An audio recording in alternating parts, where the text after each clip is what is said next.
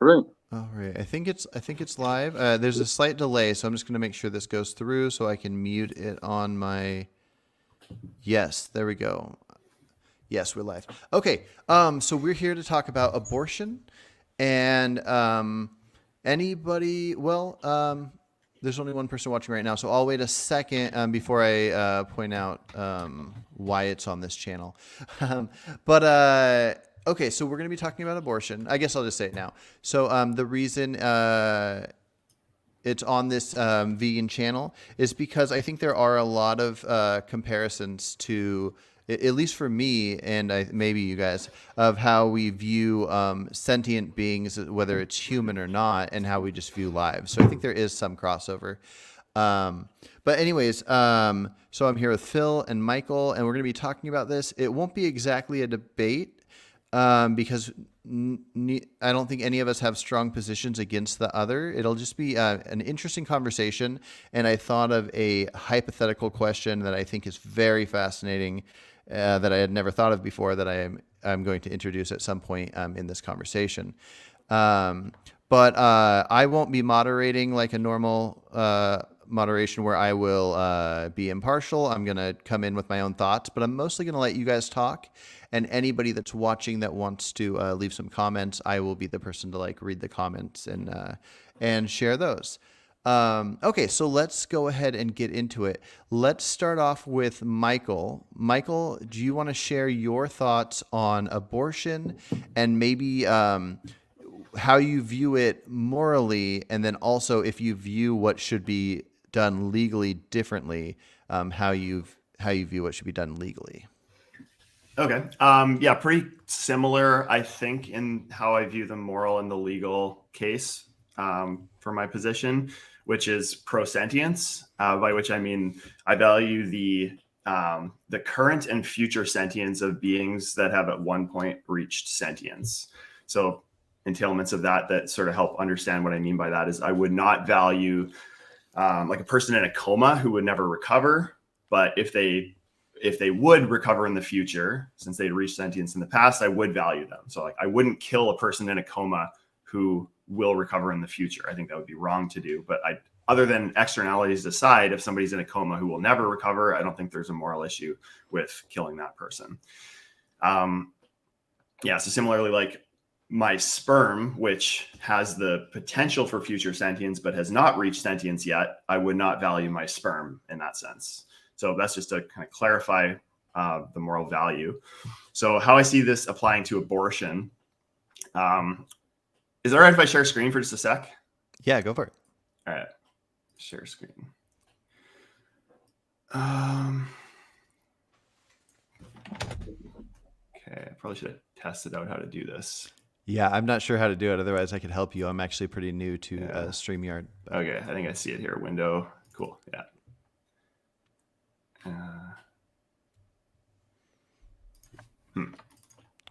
I wonder. Let's see. So No, I got it. Okay. I thought maybe I had to approve it or something, but okay, I see it coming up. Okay. Okay, yes. Yeah, so I got to prove it there. I see There we it. go. Yes. There we go. So this sort of like just fleshes out. So my 4-part conjunction for determining whether it's essentially the symmetry breaker on when abortion should be permissible under my view versus not permissible are these 4 conditions. So in a world where P implies Q, and the example here could be P being sex and Q being fetus becoming in a state of dependence on you. The first condition is that there's a non-trivial likelihood of that occurring. And by non-trivial, I essentially just mean like, yeah, anything's possible. Like I might get into, by driving my car, there's a circumstance that might happen where I hit another vehicle with my car. We both go careening into a tree and a tree branch impales both of us. And, like in order for me to remove the tree branch, I would have to kill you to do it or something. It's like, it's something that could happen. And I could it would be one of the listed things. If you listed the infinite possibilities that could happen from, me taking the action of driving my car, it would be on that list, but it's trivial. Whereas pregnancy resulting from sex is a non-trivial likelihood of happening. So the threshold would be somewhere in between there, but certainly pregnancy resulting from sex would be above my threshold. So that's the non-trivial likelihood. Second one is that the person had a knowledge of that risk. So just as an example, like a 13-year-old who thinks that condoms protect against sex 100% or something. If they just didn't know that it, I would not consider that as necessarily criteria for meeting my symmetry breaker. And by the way, this is to over determine the symmetry breaker. So I think that there might be cases where you could argue that abortion would still be not permissible, but these I believe very strongly over determine the case for when abortion is not permissible. So knowledge of the risk of P implying Q. Third one is that they willfully engaged in action P. So in the case of rape, for example, they didn't willfully engage, so that would break the conjunction. And the final one is that the fetus in this case is sentient. So before the point that the fetus reaches sentience, I don't assign moral value to it, and I don't have an issue whatsoever with terminating the pregnancy of a clump of cells that's not sentient. I can stop sharing, or I can leave this up if you want to engage with that. But that's essentially my position on this. Gotcha. Yeah, I was hoping it would stay. Can you leave it up, and then I can? Yeah. I will. Oh, Phil disappeared, and he's back. Sorry, I literally just tried to. I was zooming in on your chart and reading it, and then I swiped in one direction, and that made me leave the room. I'm sorry. So. Gotcha. Here, I'm going to bring it back up real quick. Did you have any questions on it that you were zooming in for? Let's see. Wolf engage. Is it sentient or not?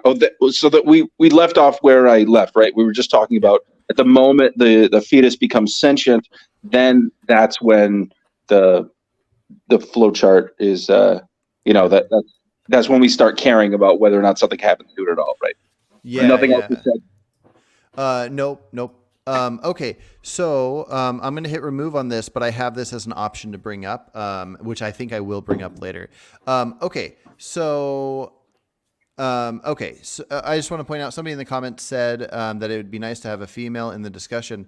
Sure, I think so as well, although I think anybody can have ideas on any topic, and in this case, it happens to be 3 males. Okay, so that's essentially your idea, Michael, and then I'm guessing that we would just have to leave it up to whatever the scientific consensus is to when something's sentient, because I believe back around the time that Roe was put in place, it was thought of that 28 weeks was consciousness, and then in 91 with who was versus Planned Parenthood. Anyways, they adjusted it to 24 weeks. So we just follow the science of detecting sentience. Essentially, I agree with that. I would extend the precautionary principle a little bit earlier in the cycle than that. I've seen research that shows, I can link a paper if you'd like, Carson. I don't know how to do that in the chat or anything. Maybe I can go in the live I'll put it in the description, and you can you can just email it to me. That way, anybody watching could read it later. It's called Reconsidering Fetal Pain. It's a paper on medical ethics. That was you can find it on PubMed. And I'll just read a very short quote if that's cool. Oh, yeah, go for it. Basically, its conclusion is that overall, the evidence and balanced reading of that evidence points towards an immediate and unreflective pain experience mediated by the developing function of the nervous system from as early as 12 weeks. I've seen other evidence that shows some potential brain activity that could be associated with pain, and that it kind of maps in a similar way as early as 7 or 8 weeks. But like, I don't exactly know, but I'm with you on just like wherever the empirics shake out on that, I would just follow the experts.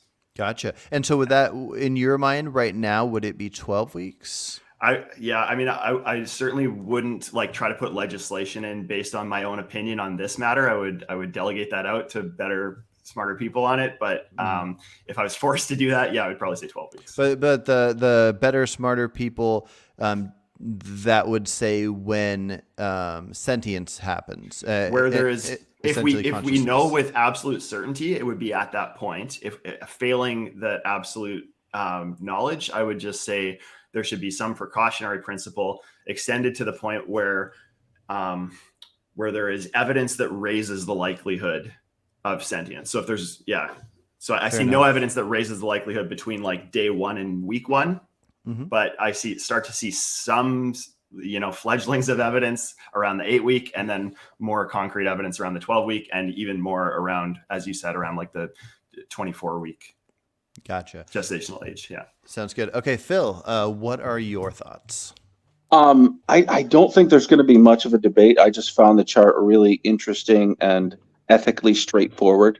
I thought it was a good chart. I will say that I had a question because I didn't. Some of the details in the chart left my mind.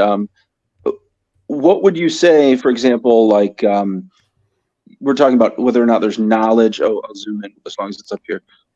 Likelihood. Knowledge, there we go. Action, willfully engage in. See, in cases of, it doesn't have to be like rape or incest, but it could be whatever kind of case compromises the woman's ability to really be held responsible for her own pregnancy. I don't know if it's because she's a minor, or maybe maybe there's extenuating circumstances about why she became pregnant. But once that's in conflict, once her agency is in conflict with a fetus which has the beginnings of sentience, so let's say post 12 weeks, but not third trimester, some being that is just an awakening human consciousness that many people would not consider human at all. Is there a scale where it's not one absolute or the other? Like how are we determining? Totally. Absolutely. Yeah. And all of these things, I think, have their own scale where there's some threshold that exceeds it. And this sort of 4-part conjunction is, like, as I said, to over determine the symmetry breaker. So there's certainly like cases to be made on the other side. You know what I mean? If some of these conditions aren't met, I think there are reasonable cases that could be made where abortion should not be permissible. But this is sort of like, I put it this way because I'm very confident in anything that meets these 4 criteria. I would not be comfortable. And I think that this is sort of the vast majority of cases where abortion occurs, or, even if it's some significant percent that's not the majority. I think that's still a large impact on sort of the way we treat abortion in our society today. Did that answer your question, or do you have No, absolutely. Okay. Absolutely. It's just that I can completely understand how mathematically you're determining this relationship between these different ethically significant dimensions of looking at the problem, but that doesn't necessarily, quantify the extent to which each is important in a given circumstance. And I understand the necessity that not all of that can be entirely fleshed out immediately, right? Because it's very complex. Yeah, let me bring in a question that maybe I think you're pointing towards, which would be, let's say for sure we call sentience of a human at 24 weeks. But because you're saying that if it's not of their own accord, like if somebody was raped and they're pregnant, this is a different story. Now, do you think that the abortion should be allowed up to the 24 weeks? And if the person that was raped did not get it by that time, that now the person became sentient, so the rape doesn't affect it? Or does the rape overpower the sentience? No, but it's a 4-part. So, like, as I say, there may be gray zone cases, but as far as the over determining symmetry breaker condition that I've laid out here, the rape would not supersede the sentience criteria. So it's sentient, so like abortion, no go. Okay. The reason I wondered about that part is because if before it's sentient, it's fine to get an abortion no matter what. And if before it's sentient, it's fine to get an abortion if you're raped. I just feel like maybe the raped element should be left out if it's not affecting any cutoff period. Well, I could bring this back in. Sorry, maybe I misspoke. But the rape, what it impacts is, let's say there was, we were in a world where there was a non-trivial likelihood in which sex results in pregnancy, which I think is sort of trivially true. Mm-hmm. The person had knowledge of this, but was raped anyway. So like maybe they abstained from sex, but they were raped, mm-hmm. right? But then they waited until too long, until the second trimester, like however long, until the being is sentient. Rape is not permissible under the, or rape. Abortion is not permissible under this. Flip that. He's talking about when's rape's not permissible. Does that make sense, Carson? Clip out that 2 seconds. So, yeah. So it does. I just can't. The rape thing. So if not rape, if there was no rape, mm-hmm. Sorry, let me see here. What did rape change? Oh, are you saying that if it's not sentient, but there's no rape, then it should not be permissible? No. If it's not sentient, it's always permissible. Okay, then I definitely cannot see how the rape factors in. Well, the rape factors in because this overdetermines, and so it's like rape might factor into some of those gray zone cases. Does that make sense? So like, if the person was not raped, it's absolutely true that like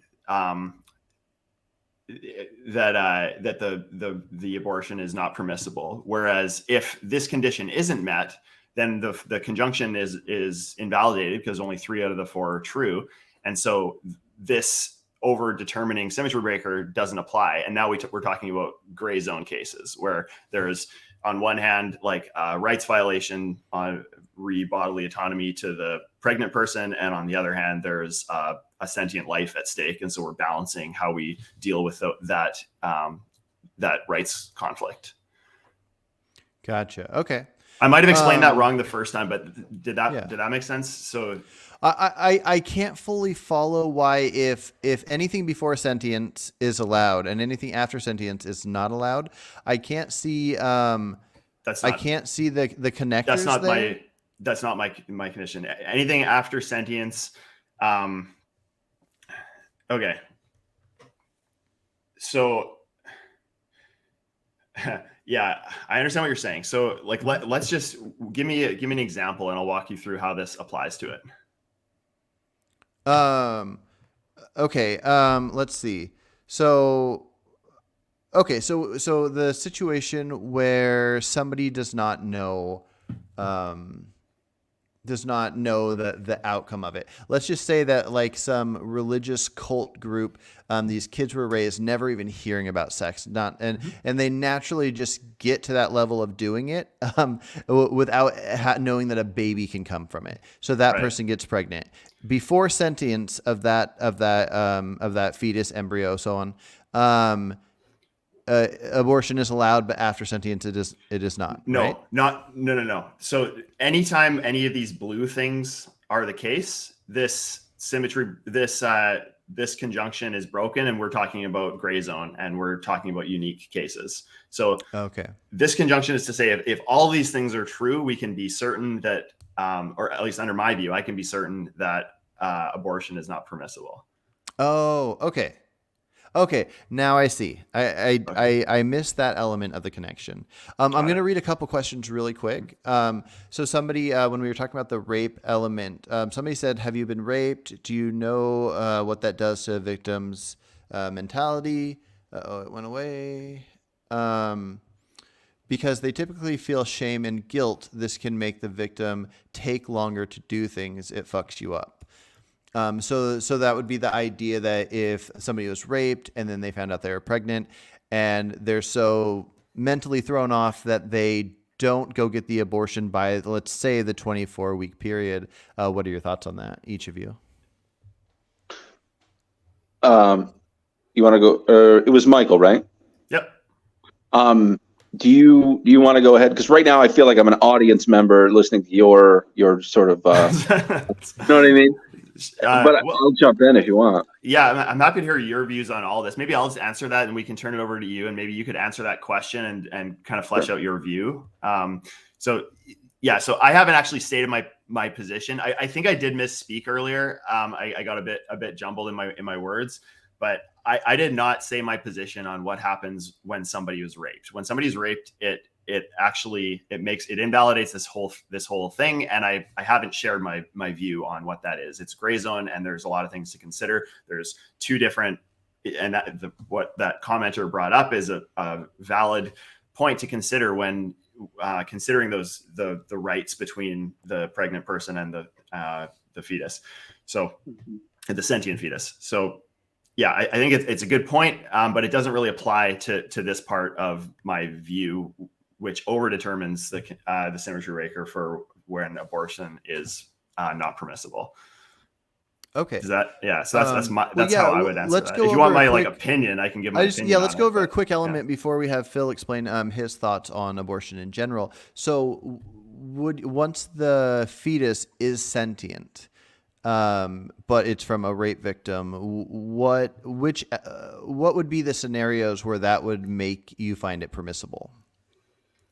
Like in the society we live in today, where like abortion is legal and like sort of controversial and everything, I of course would be fine with the person getting an abortion. I think that's fine, but I would like to move to a society where we view it as like essentially murder. So it's the same kind of thing where if you were like raped and that resulted, instead of a pregnancy, if it resulted in like another conscious being hooked up to you, and the only way to get out of that was to kill the person, and you're dealing, it's a complicated matter. You're dealing with like another sentient, like Carson, if you're hooked up to me, it's like, but I'm raped and I don't want you, using my body or whatever. It's like, there's kind of a case to be made in both, but like, I don't think that killing you is a good option there. So we should try to improve the way that we give access to these people, information and knowledge and resources and everything to help them make that decision earlier, before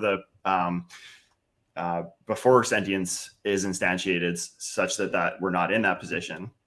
But yeah, generally I would be in favor of like allowing it, given the world we're currently living in. Gotcha. Yeah, and I think it's good to point out what we should do in the meantime, but also what each of our individual thoughts are on the end goal. Okay, so Phil, go ahead and share. There's a few more questions involving the rape over here that I will bring back up. But first, Phil, go ahead and just share your thoughts on maybe the moral side of it and the legal side of how you view abortion. All right. Well, as you know, I've spent like most of my adult life as an atheist, and I viewed the question of like when life begins as kind of a misnomer, because there's at no point that life doesn't exist. You go from a woman's disembodied cell, which is the egg, and a man's disembodied cell, which is your sperm, both living, but not, not an intrinsic part of a necessary part of their own body. And these living cells then go through genetic recombination, which results in a new non-sentient living being that is a different organism, and there's contiguity of life there. So we're not really talking about like when life begins. It's just, when do you have individuation, and when does that individual then gain sentience? So that's sort of the way I've always seen it. And so we are talking about a human being right from the start that is cognitively and in terms of sentience vastly inferior to an adult, grown up, or even just a newborn baby. And then gradually the moral and ethical concern that we should show for the fetus increases over time as it becomes a more sophisticated organism, right? A more sentient organism.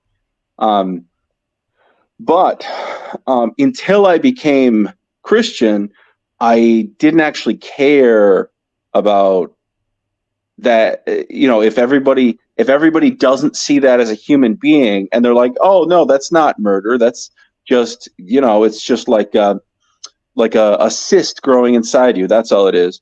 So if that's society's opinion, then you can get away with killing those people, with aborting them, and you don't have a cheapening of life, because people don't realize what they're doing. They don't realize they're killing human beings. So there's no like downstream consequence of that would be really deleterious for the rest of society.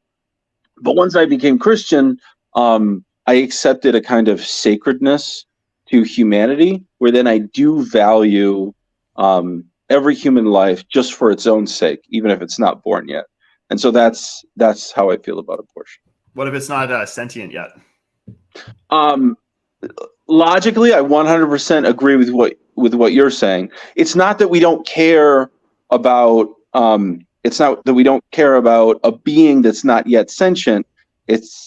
Because that's why we might care about the future, right? We don't know people who will be alive 200 years from now, but we still accept an ethical obligation because we know someone's going to be alive 200 years from now, and we have an ethical obligation to the future.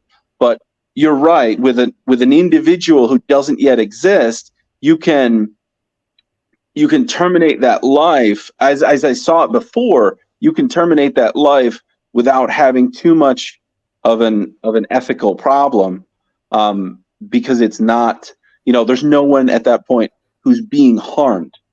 But now, the way I see it now, and this is just precautionary, and that is that for all I know, that is a soul that, and that's, see, the problem is, this is not a position that I expect someone to simply accept as a political position that they should be persuaded by if they don't have my metaphysical position, right? So I don't expect other people to respond and say, "Oh, I see this. You have a clear argument. I agree with what you're saying." No, because they don't have the same priors that I do. Would you? And Well, I was just curious. Would you want it to be in law that people that do not feel the same metaphysical way and do not share the same religion should have to follow, or would you just want to share your ideas in hopes that maybe people come to the same conclusion? For the moment, I don't think that it would be. I mean, in principle, yes. I'd want it to be in the law that we have to stop killing people, including before they're sentient. But if actually pushing that right now with society and its general view on the issue, I think might end up just being counterproductive. It's not the biggest issue in the world for me, because I don't think it's doable at this moment, but I could be wrong. That's my position. in terms of how you choose to assign value or not, you said you do assign value before sentience. So would you extend that value to sperm? No, rights? not sperm, because I don't think we have an individual until you have genetic recombination. So Okay, I only assign value after singamy, essentially. I don't know enough about the process. What is singamy? Singamy, as I understand it, when conception happens, that's when the two cells combine into one, but there's still two unique DNA strands, one from the mother, one from the father. And singamy, which happens approximately 24 hours after conception, is when the DNA essentially, I don't know the medical jargon, but they essentially merge into one. And so there's a unique genome after singamy, which happens about a day after when you have sex. Okay, yeah, that sounds like that's what I'm talking about, singamy. Absolutely. Which I was just calling genetic recombination, I guess. I guess I was referring to a process that leads to singamy. Maybe that's the case. Well, okay. So the thing that I'm trying to understand would be that I guess it's complicated. So I'm atheist, so I don't share the same religion as you. But I feel like if I was religious, I might go along with the religion's ideas that are preached, but the only things that I would want in law would be something that I could show outside of the religion, that I could show this is why this is reasonable. This is why, So I guess I just don't see the idea that if you feel fine living in, let's say, in the U.S., let's say that it was possible to get to that future that you were saying, that the reason you're not too worried about it is it doesn't seem too possible. But it being possible would just mean that, say, 70 or 80% of people wanted it, but for a reason they could not describe in a reasonable way. It would just be in a religious way. Why should that be put on somebody that They're going to doesn't trigger have that Phil, I religion? think. Religion isn't reasonable, Phil. Yeah, No, I'm not saying religion isn't reasonable. There might be some, hundreds of things within religion where I could say, like, oh, be kind to your neighbors. Yeah, this is why you should be, and I can describe why. But when you go, okay, this book says this, so I'm going to follow it, why should others have to legally follow it? They should not. It's just that's why I don't expect someone else who doesn't share those metaphysical beliefs to accept my. I I hesitate to even call it an argument, because to call it an argument is to suggest that it should be convincing to someone who doesn't share those beliefs, right? So I can't. It would be disingenuous of me to redress my religious argument as something secular, which it's not. Mm-hmm. You know. I thought you were just saying that you would like it to be in law that it can't, that the abortion can't happen at any point because of the soul. But then you said that you don't want people to be legally forced to do something based just on the religion. So no, it should be law, but I don't expect anyone else to find my reasons convincing unless they share the metaphysical principles, for the metaphysical beliefs first, right? The religious beliefs first. So they should be legally forced. Sorry to cut you off, but they should be legally forced to do it. You just don't want them to. You don't think they need to magically agree with you why they're being legally forced. Yeah, I would not. I don't have a reason to expect someone who. That's why we have like a platform where religious people, if they want to convince people who are not religious, they need to provide secular arguments, Mm-hmm. right? That non-religious people are going to find convincing for the positions they have. But I don't have convincing secular arguments. Gotcha. So I don't expect other people to be convinced by my reasons if they don't share my prior assumptions about religion. Gotcha. Okay.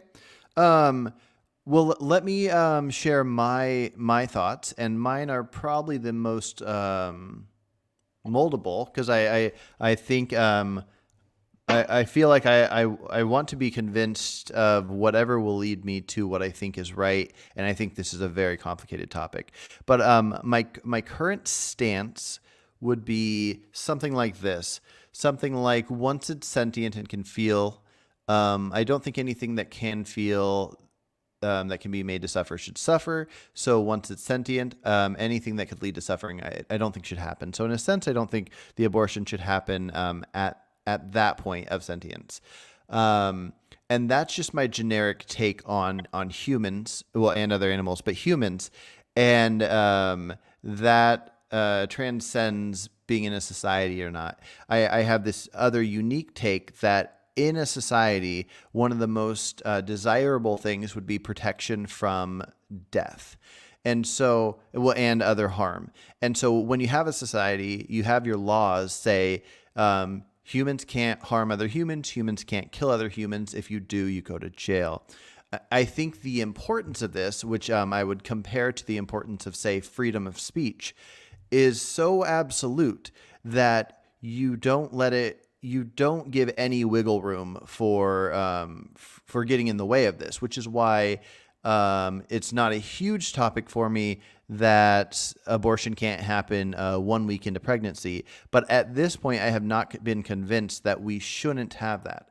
I feel that since it is a human, once a human becomes a human, so sperm and egg meet, once they start the process of a new individual human happening, that I need to be convinced that somebody should be legally allowed to kill that, because I think in a society you shouldn't.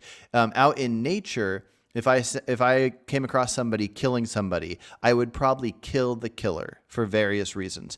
But if I came across somebody performing an abortion in nature, I would not care. I would just let it be. But in a society where I think it is important to value the life of a human, I don't think we should kill humans. Yeah. So is that due because of externalities? Like you mentioned, just in a society. So that's factoring in likely externalities of that decision, not because you value intrinsically the pre-sentient fetus. Is that right? Correct. It's because I value the protection. I think the most important thing a society can do, especially one I'm in, is protect me. I want to not be killed or harmed. And so if I want to feel that my society is valuing life and protecting life, then I want to know that there is something in place saying you cannot kill humans. And I might be convinced otherwise. I might be convinced to adjust it, but yeah. Let me try to convince you otherwise. Yeah, let's do it. Okay. So, what if there's a risk to the pregnant person? Yeah.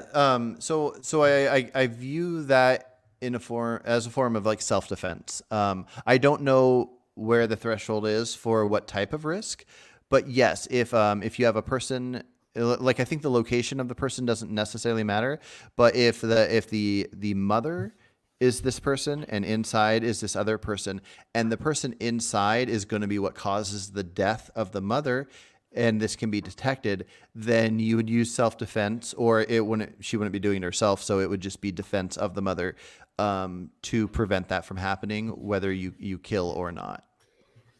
So pregnancy. Yeah, go ahead, Phil. I don't want to stop you if you have a planned line of inquiry. So you go ahead. I don't know how planned it is. I might forget it halfway through, but I do have a few follow-up questions to this. You go ahead. Jump in anytime. So pregnancy, it has inherently an increased risk to the pregnant person's health. I think the global death rates from pregnancy are something like 200 or something per 100,000. So presumably your threshold would be higher than that for the risk to be just cause to terminate the pregnancy. Correct. You mean because if somebody says I want to terminate the pregnancy because I know that this is the likelihood of death? Yes. So you said risk is a factor, and you said you didn't know where your threshold was. So I'm asking you, is it above the threshold that's just brought on by a normal pregnancy of about 200 per 100,000 deaths? Yeah, so I think it needs to be a known risk. I think the way one reacts to, I can know that if I get in my car and drive, there's a risk. I could get in a car wreck. But if I look next to me and I see another person in a car, I could pull out a gun and shoot them and say, I know that there's a possibility that you are going to be the cause of my death. So if I just kill you and you're out of the way, you at least won't be one of the cars that might kill me. I think the risk has to show up, you know? If that makes sense. That might be a lame example just because I just came up with it. It's kind of funny. So you're saying that a pregnancy, so I don't know if I quite understand the difference. So in the case where a normal pregnancy just has an inherent risk of causing a complication or something, an unforeseen complication that results in the death of the pregnant person, to the extent of 200 per 100,000, let's say, that's a risk. Another risk could be I have a pre-existing genetic condition that raises my risk to 1% risk of death. And it's, okay. I haven't defined, it's not there's a cyst or something that is causing an issue and we have to operate and but it's just I have an increased risk of the same thing happening. With this, is there any threshold that would cause you to change your view on the pre-sentient fetus's rights to not be aborted? Yeah, I don't know. I think this is probably the most important part of abortion conversations that never happens, that needs to figure it out. in my mind right now, it would come down to something like the risk would have to be active. Like we would have to be seeing like if you can detect where it would be happening and then put a stop to it at that point. So let's take two mothers, for example, one that has a genetic condition that makes them 50% likely to die if they get pregnant, and another one who has the doctor identified an issue with the pregnancy, like I don't know what issues would be, but like it's upside down and it's going to be a 25% risk of a problem happening. So it's an acute problem that you can identify, but the risk is only 25% to the mother, versus the genetic condition where there's like, we haven't really identified a problem, but it's just likelihood that there's going to be one down the road. Which one has more of which one would you treat those differently, or would you view one as like more okay to have the abortion versus not? The 50% one, was that one that the she's likely to die sooner than the other one? No, it's just a genetic condition where no acute cause has been identified. Gotcha. And there's a 50% chance she got pregnant. She decided she doesn't want to be pregnant because of this.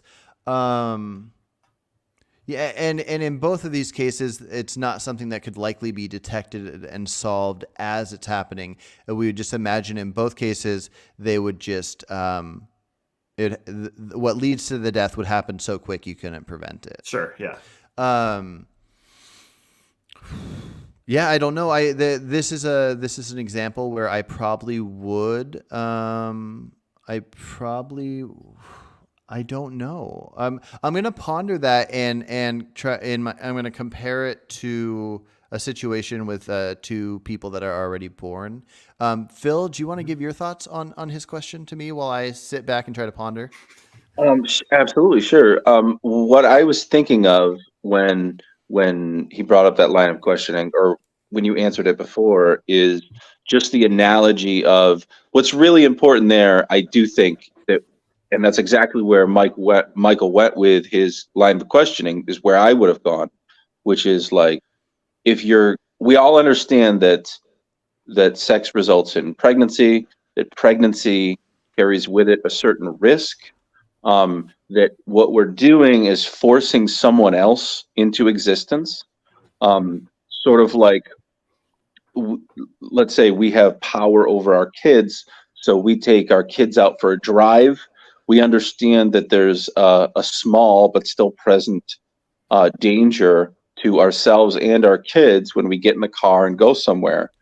And if we're presented with a circumstance where, almost like abortion, I don't know how this would happen in a car accident, but you chose to get in the car and drive, and for some reason, the way they're getting you out of a car wreck with the jaws of life, they have to cut through your kid. Or you're going to decide, yes, just cut through my kid, get me out of this car wreck so I don't drown.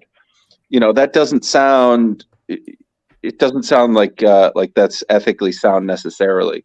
So that's sort of like the analogy that it was effervescing in my mind as you two were talking, is that if you're forcing someone else into existence and then you decide you're going to save yourself by killing them, that would carry with it a bunch of ethical problems.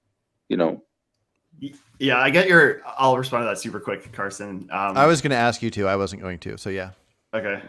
So in your scenario, the only thing where I don't think it quite hits the same way as a pregnancy with me is that by going for a drive, the situation you described with the jaws of life thing, I would consider that like a trivial likelihood of happening, where you couldn't have foreseen that this was a realistic outcome of the scenario, where you'd end up in a place where you'd have to, choose between your own life and your kid, or whoever. It doesn't have to be your kid. It could be whoever in this case, somebody who I forced into the car with me essentially on this drive. So I would be less certain, I guess, whether it should be morally or legally like required of me to like I think the self-defense thing is more reasonable in that situation than it is in a pregnancy, because I couldn't have known that the actions I was taking would result in me forcing this person into this situation. And so I think it's, yeah. Does that make sense? Oh, so you think that in that circumstance, it might be more permissible to sacrifice your children to save yourself versus in the pregnancy situation? Okay, that's interesting. All right. Well, because I think I see where you're coming from, because it's so obvious that there are circumstances where we might have to save ourselves or save our unborn. Yeah. Okay. I understand where you're coming from. Yep. Carson, did you come together with, you were pondering his earlier? No, I'm really bad at pondering while talking happen. Maybe I'll get better at it at some point. But yeah, I think it's really complicated, because I think it seems obvious to people, but it only seems obvious because of what we're referring to. If we compared it to anything at an age that we viewed worthy, especially your example of a stranger. So you got this situation where you can bring this new life into life, or let's just say there's a stranger kid on the street, and I say, okay, I'm going to make you be in this situation, similar to making a fetus be inside of somebody by getting pregnant. But if I just take this individual, and then if that kid, some like 10-year-old that lives on my street, and I have them, so I'm standing there and they're standing there, and I'm making them be there, is there any amount of me being at risk because of them, the person I brought to me, that should affect this? And the reason I lean towards saving the mother and not the fetus is because I personally, if I had to choose, I would value the life of an adult woman over a fetus. But and the further back you go to zygote embryo, I definitely value the mother. If there was like a bunch of fertilized, like a million fertilized eggs in a fridge in a burning building, and adult human woman, I would save the adult human woman, just because I have different levels of value I place on their stages of life. But does it make it right? And so I don't. Just real I quick, don't think so. Phil, do you agree? Do you value an adult human more than a very early stage fetus? I am uncomfortable with the fact that I agree that I do value an adult human more than an early stage fetus, but that still is the case. I value just a more sophisticated, more sentient being, organism, not being, than the less so. Mm-hmm.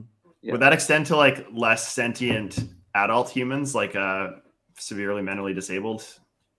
No, and that gets into why I'm so uncomfortable with seeing it that way, and that zeroes in on it. It's like, I think, because I do have different a different level of value like that, and I can see where that logic is leading.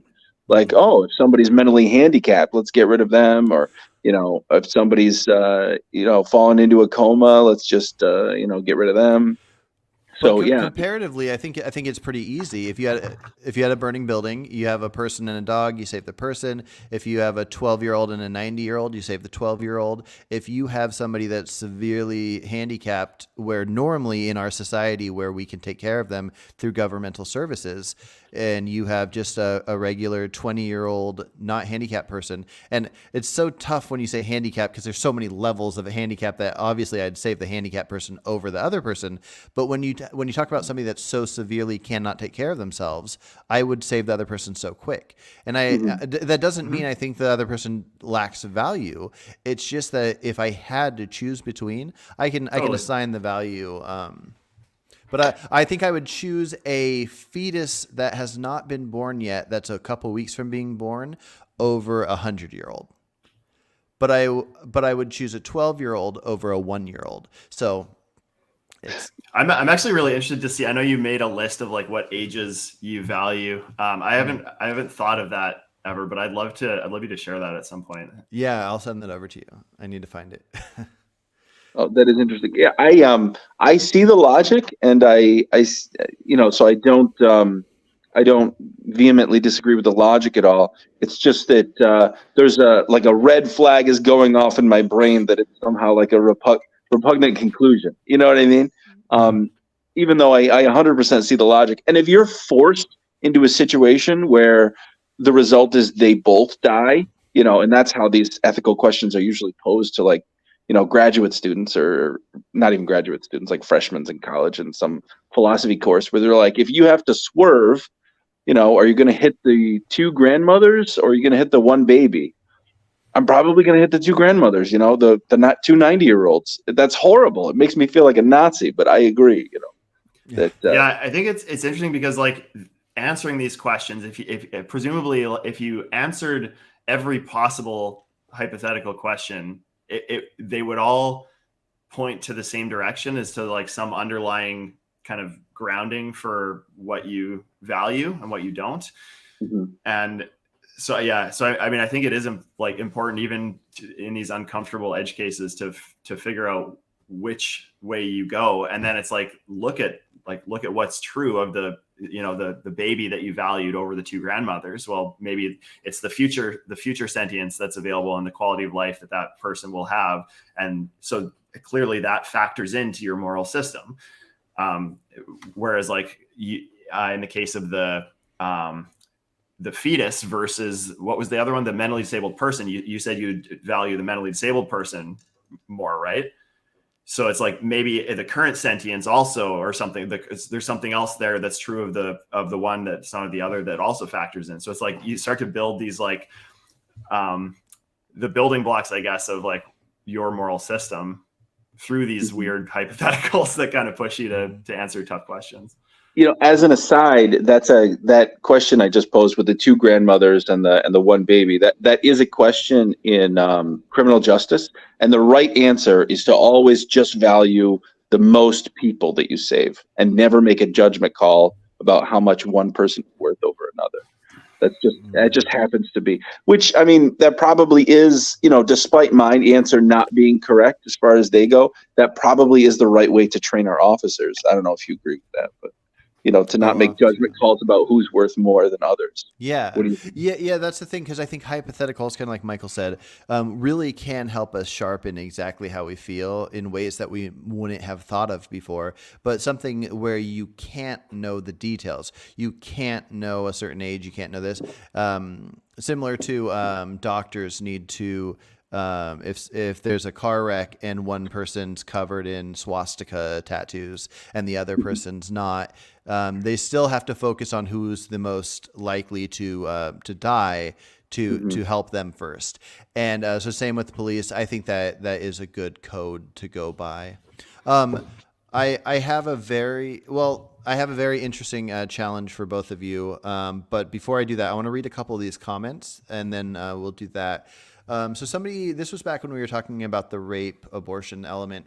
Somebody said, what about the genes? There is something fundamentally wrong with them. So do we even want that DNA carried on? So the idea would be if genes of how somebody acts carries on. I'm not sure exactly how that does work. Yeah, but if a rapist, if they have a son, rapists are usually men. If they have a son, does that person have a percentage of being a rapist? Yeah, like that leads to crazy reductios to take that view, because in that sense, you would be justified in killing like a 1-year-old who had the genes of a serial rapist or something. So I think the point at which moral value is instantiated for a being, that supersedes the externalities. That's like we have to prioritize their rights above externalities at that point. Mm-hmm. To a certain threshold. It's like if killing them, if we were 100% confident that killing that 1-year-old would save, millions of people suffering in the future, I think that you actually could make a moral case under my moral system for killing the 1-year-old, but it would have to be a high bar threshold met in order to cause that rights violation to that person. Mm-hmm. Okay, so Vegan Dawn also said, do you guys agree, by the way, with that? Oh, yeah. I mean, that we could call that isn't that part of the plot of Terminator in reverse, where they're trying to save. I guess it's like the question of going back in time and killing Hitler. Actually, that'd be the better analogy there. So I mean, I guess I would have to agree, even though it's hard to envision a practical circumstance of where that would actually happen. I have to concede that if we somehow have that knowledge, then yeah. Yeah. I was reading a comment, and so I did miss the tail end of what you were saying, but I agreed with everything I had heard before that tail end. But what I'll say is, obviously, I don't think we should kill something in preparation of what it could become, like the Hitler situation. But if we could, not that I think we should do this, but if we could design what genes and elements, eye color and stuff go into a baby existing, we clearly would not add the rape gene. But yeah, once something's already in motion and already human, I don't think so. But I do think our society and most societies do have to work on a focus towards ending rape. I think it needs to maybe be focused on more, but who knows what the answer is. But as far as abortion goes, I don't think it strongly affects it. Okay, same person, Vegan Dawn said, you can't kill what isn't intentionally meant to be here. Only the parents, primarily the woman, can intend the pregnancy. The baby isn't really here yet. So before it's born, you can't kill what hasn't been in the world yet. I think that's a very common position that's sort of held on the left end of the if we're to draw a political spectrum, it's the left end of the sort of argument here, and that is just the assertion that, as I said before, as you guys have heard before many times, the position that that an unborn baby, a fetus, is really just nothing more than a growth. That doesn't exist until it's traveled down the birth canal. So I just fundamentally disagree with that assessment, but it'd be a lot more convenient if that were true. Mm-hmm. Well, knowing that like a couple months before it's born, if somebody wanted to, they could slice open the mother and just pull it out, and it would start crying, and it would be there, and you'd call it here. So its location, I can't imagine that mattering. It's interesting, but I can't imagine it mattering. Completely agree with that. Yeah. Okay, let me bring my challenge. This is mostly for Michael, but I'm curious to hear both of you guys, because something that you said, Michael, in your about it when it becomes sentient, that is when it matters. But I wonder if it's only because we know of what its future will be. So hypothetically, let's say somebody gives birth to a baby and that baby never grows past a day old, but keeps being alive.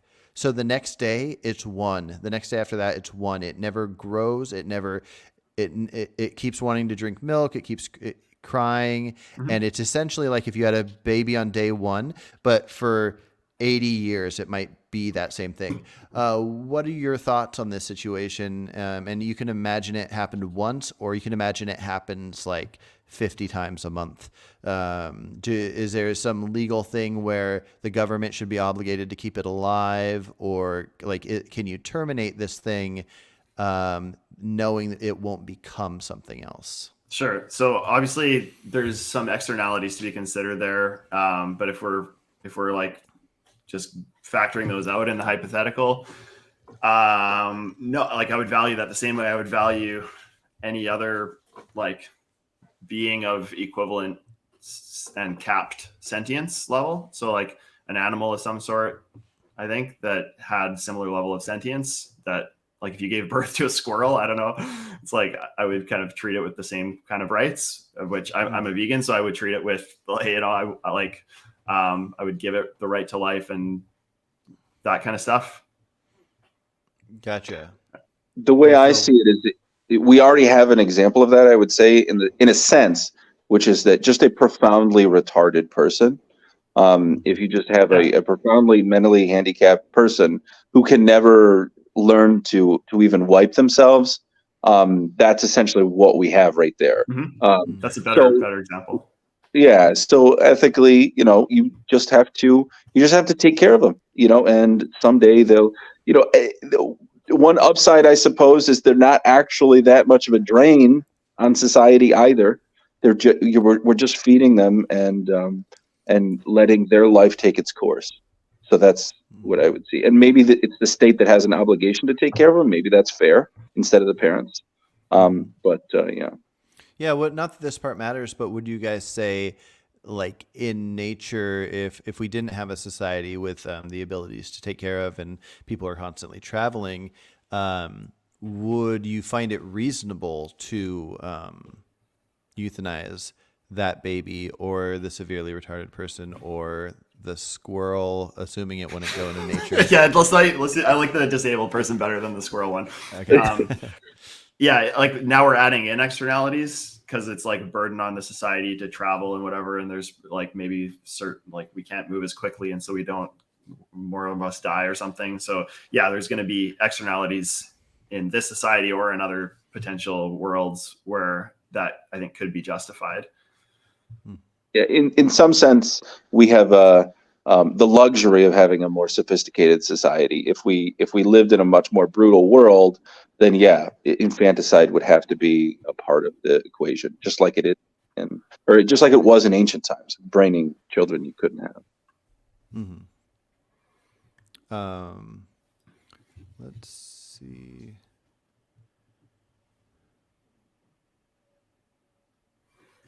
Okay, let's see. I'm pro-life in the sense that I am against the normalization of abortion. Realistically, however, I cannot stop someone from having an abortion. It's the same thing with murder. I'm against murder, but realistically, if someone wants to murder someone else, I can't stop them from doing it. You can make murder illegal, but you could also make abortion illegal. Now we have laws against. Okay, they said that themselves. We have laws against murder and all that, but people still commit murder. Yeah, I would say the same thing goes for this, where just because it's like when people say if you make abortion illegal that they're just going to have back alley abortions. That may be true, but you don't legalize something to prevent the bad version from happening. If somebody's going to murder somebody anyways, and if you make murder legal, they say, oh, well, I'll take whoever I want to murder to a doctor to do it in the nicest way possible. You don't go, if you don't make this legal, then all the murders are going to be so much more gruesome. I think you just have to you just have to make, if it's wrong, you make it illegal. If it's not wrong, you don't make it illegal. Yeah. Let's see. There could be some gray area there, right? Like, I don't know how you guys feel about drugs, for example, but my position is sort of that you want to find a threshold of where you can tax drugs, where it makes it prohibitively expensive to do drugs, and yet not so prohibitively expensive to do them legally that you promote a black market. And then you just slowly make it more and more expensive to do those drugs until they're taxed out of existence. That's the way that's in my approach there is just harm reduction, just trying, because you want to avoid a black market situation, and you want to avoid a situation where everybody ends up addicted to really harmful drugs. Is that useful to you guys as a thought? I have thoughts. Do you have thoughts first, Carson? What are your thoughts, Mike? I'm more in favor of like freedoms than I am in for harm reduction. So legislate freedoms where it doesn't infringe on others' rights and will. Sorry, did I say that backwards? But like more like personal freedoms where there's no like negative rights violations of other people is the stuff I'm in favor of. So I don't have a huge issue with legalization of drugs. And you're thinking about taxation, prohibitively taxing. I think that is an acceptable thing to do where there's a society involved, which there are sort of victims of, like in the healthcare system, for example, of people that that do drugs are more likely to have to end up in emergency care or something and be a bigger burden on the society. I think it's fine to tax things like that, not like pragmatically figure out what we think is like wrong to do, and we don't like drugs, so we'll tax drugs. But it's like, if there's a burden that's borne by the rest of society, I think that's the kind of cases where I would agree on the taxation. Unhealthy foods, drugs, that kind of thing, would fall into that category for me. I would put sugar in the same category. So yeah, no, I agree with much of that, and not with others. I think it's very complicated. Okay, so let's I'm trying to think. Okay, so let's go to birth control then. Phil, what are your thoughts? So since you are essentially against the idea of abortion completely, what are your thoughts about something like the morning after pill or the pill in general, where I believe the egg is fertilized before those things affect it? Yeah, I mean, someone else may tell me I'm wrong about this as far as from a Christian perspective, but I don't see the morning after pill as a form of abortion. I see it as a form of, preventing, and like I said, I could be wrong about that, but I do not subscribe at all to the idea that preventing pregnancy is somehow abhorrent, or that recreational sex is a problem, and that that sex is for procreation. Not at all. I'm 100% in favor of any kind of contraception that anyone wants to pursue. I'm a bit of a pro-natalist, but I'm not going to tell individuals that they are not allowed to use contraception just because I want to see more children. Mm-hmm. So, gotcha. Well, and then Michael, kind of the reverse for you. So, like, let's say 1 week before birth, so a pretty developed fetus that, if it was outside of the womb, would just be a baby, and therefore it has sentience. What would need to take place to make it acceptable for an abortion? What would need to take place? There'd have to be enough on the other side of the ledger in terms of, like, it could be a number of things, but lack of knowledge, like, I don't know, it could be millions of things. I'm not sure how to answer it other than just like enough stacked up on the other side of the ledger. So how much stacked up? Okay, so the mother's life at risk. Yeah, enough risk. Enough. Yep. Okay. But how would you like, let's say another example maybe where I'd be starting to push is like, let's say somebody was raped and then put in a cryogenic chamber or something where they had no ability to have an abortion earlier or something. And now all of a sudden they wake up from this and they're a week away from giving birth or something. Like, I mean, it kind of sucks, but we're in this like rights imbalance thing where it's like, that's maybe one of the gray zone areas where I might cede some ground. Okay. And let's assume you do cede the ground, but what if right when they're found, they're giving birth and they're in the back of this police car. The police saved her and she's giving birth. The baby comes out. The umbilical cord's still hooked up. So she's still part of that mother's body. Could she say, no, like, I don't want this thing to exist in this world, and take it out? Or there's no difference to me in how that's like treated in terms of the location thing. It's more of like the rights to bodily autonomy. So at the point at which the baby is out of you, it's like, it's not infringing on your body. So you like, there's no self-defense thing that is available, no self-defense action that's available to you. Whereas when it's in you, the self-defense action is like, this is potentially causing me risk in the future.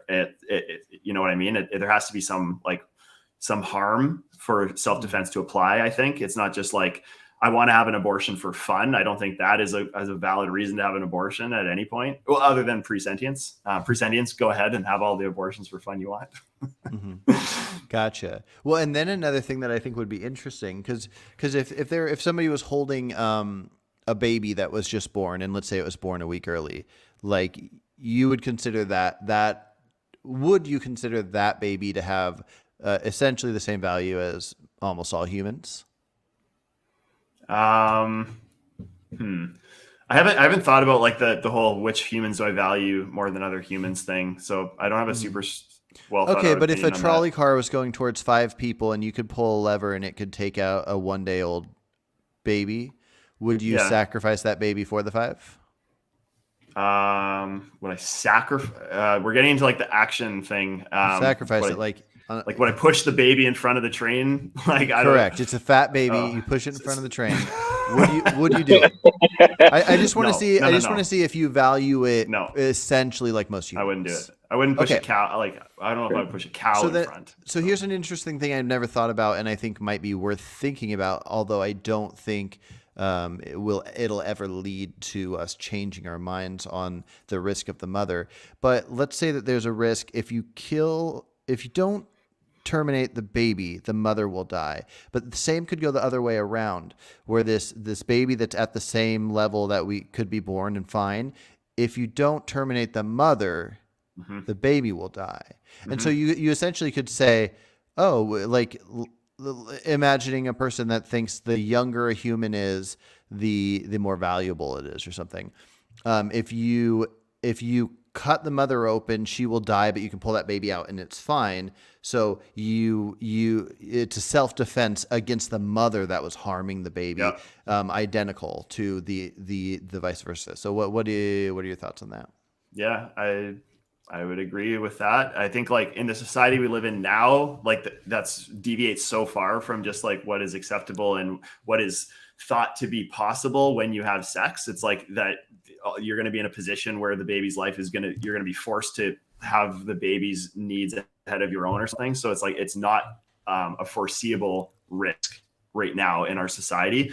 But I think that that's a better society where when you force another sentient being to become like in a state of dependence on you, that if anything, it's their self-defense that's prioritized one over the other rather than yours.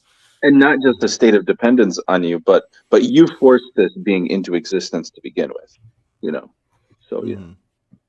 Yeah. Mm-hmm. I'm trying to think. Okay, so Phil, your wife is pregnant, and how far along is she?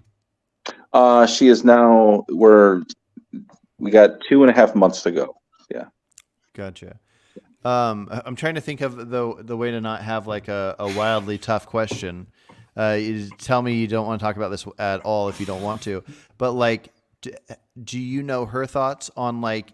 I've seen many movies back in the day where somebody will say like, "Forget me, save the baby." Like, would your wife sacrifice herself to save this baby? Like right at the end? She probably would. Yeah. I was thinking to myself earlier when someone brought up the idea of like a woman should be in on the conversation. Obviously, it's kind of an ad hominem to care about the identity of someone who's making an argument, even though it's not an insult to refer to their identity. That is the definition of an ad hominem, to take their identity into consideration. But I was thinking to myself, maybe I should have my wife sitting next to me. She's like more pro-life than I am. So there you go. But no, I could imagine her taking the position to save the baby. But I can tell you, I would never, and that's because I have my relationship with my wife. I value my wife more than I value any other person on the planet. So, and that's the natural way to be, I think. So. Yeah, I have a similar situation where my wife has a situation. So we have 4 kids, and if she got pregnant again, she would likely die from that. And I told her that I think it should still be illegal for her to get the abortion, especially at the 24 week mark. But I would, at gunpoint, force a very good doctor to abort that baby. I think the society should protect it, but Yes. I would sneakily figure out a way to protect my wife over that thing that I value a lot less that has not been born yet. Absolutely. And so, And anyways, I it's don't think that's complicated. hypocrisy either, right? It's not hypocritical to want society to have rules that are impartial relative to who you are, and yet you as an individual don't value your neighbor as much as you value your own family or yourself. Mhm. So it's Mhm. not hypocritical because I expect my neighbor to feel the same way about their family, you know. So Mhm. Yeah. how do you feel about it, Michael? Yeah, I on the same page with what you just said, Phil. I think you can have a moral system where you think that it's like morally correct to save two people's lives instead of your partner. But I think I still would save my partner, despite knowing that it's morally correct. But it's interesting though, like that's sort of applying my subjective, because I'm a subjectivist, by which I mean like moral decisions are essentially like equivalent to what my preferences are, but I'm sort of like not imposing, I'm projecting my preferences on every person. So it's like this, if I did that and everyone shared the exact same preferences relative to their position in the world, you know what I mean? It's like everyone would value their spouse over their neighbor, as you said. I guess that kind of would make it morally correct to choose your partner over two strangers. So Mhm. yeah, I sort of changed my mind as I was talking there. Gotcha. Do we all subscribe to sort of a Rawlsian veil of ignorance where regardless of like what you're valuing, you know that you would want to live in a world where it's optimized so that it doesn't matter what you're born as. It doesn't matter if you're born as someone from another country or a woman or a man or black or white, or it doesn't matter if you're born as a psychopath or a pedophile. It doesn't Or a matter if honeybee. or a honeybee or a saint. See, I have a very human centric way of seeing it. So you got me on that one. But I suppose from the veil of ignorance, I would want to build a society where it doesn't matter what kind of human you're born as, including your psychological state, whether you're born to be destined to be a psychopath or whatever it is. So I would want to live in a world. Or at what point, like in time as well? Or at what point in time, yeah, universal. As long as you immediately zeroed on to like the exception, which is like human being. Yeah, that's interesting. Yeah, I mean, like I would extend that one step further to like you could be born as anything you could be born as, meaning that like a rock it's not a thing. There's nothing to be born as. Mm-hmm. But any possible like sentient thing you could be, that the mosquito or that whatever. So yeah, I would probably extend that veil of ignorance to include all sentient beings, and but apply a similar sort of mechanism. Yes. Okay. But yeah, no, I definitely feel the same way, which is it's kind of why I have such a strong stance with abortion, is because it's just it's a stage of life. It's a human at a stage of life, and at one point I was at that stage of life. Now, Mm-hmm. if I was aborted, I guess I would never have gotten to a level to think and have a future and know I want to continue to live. So it is kind of complicated. So I don't think it's an easy answer, but I think there is something to, once a human exists, protect it. And yeah.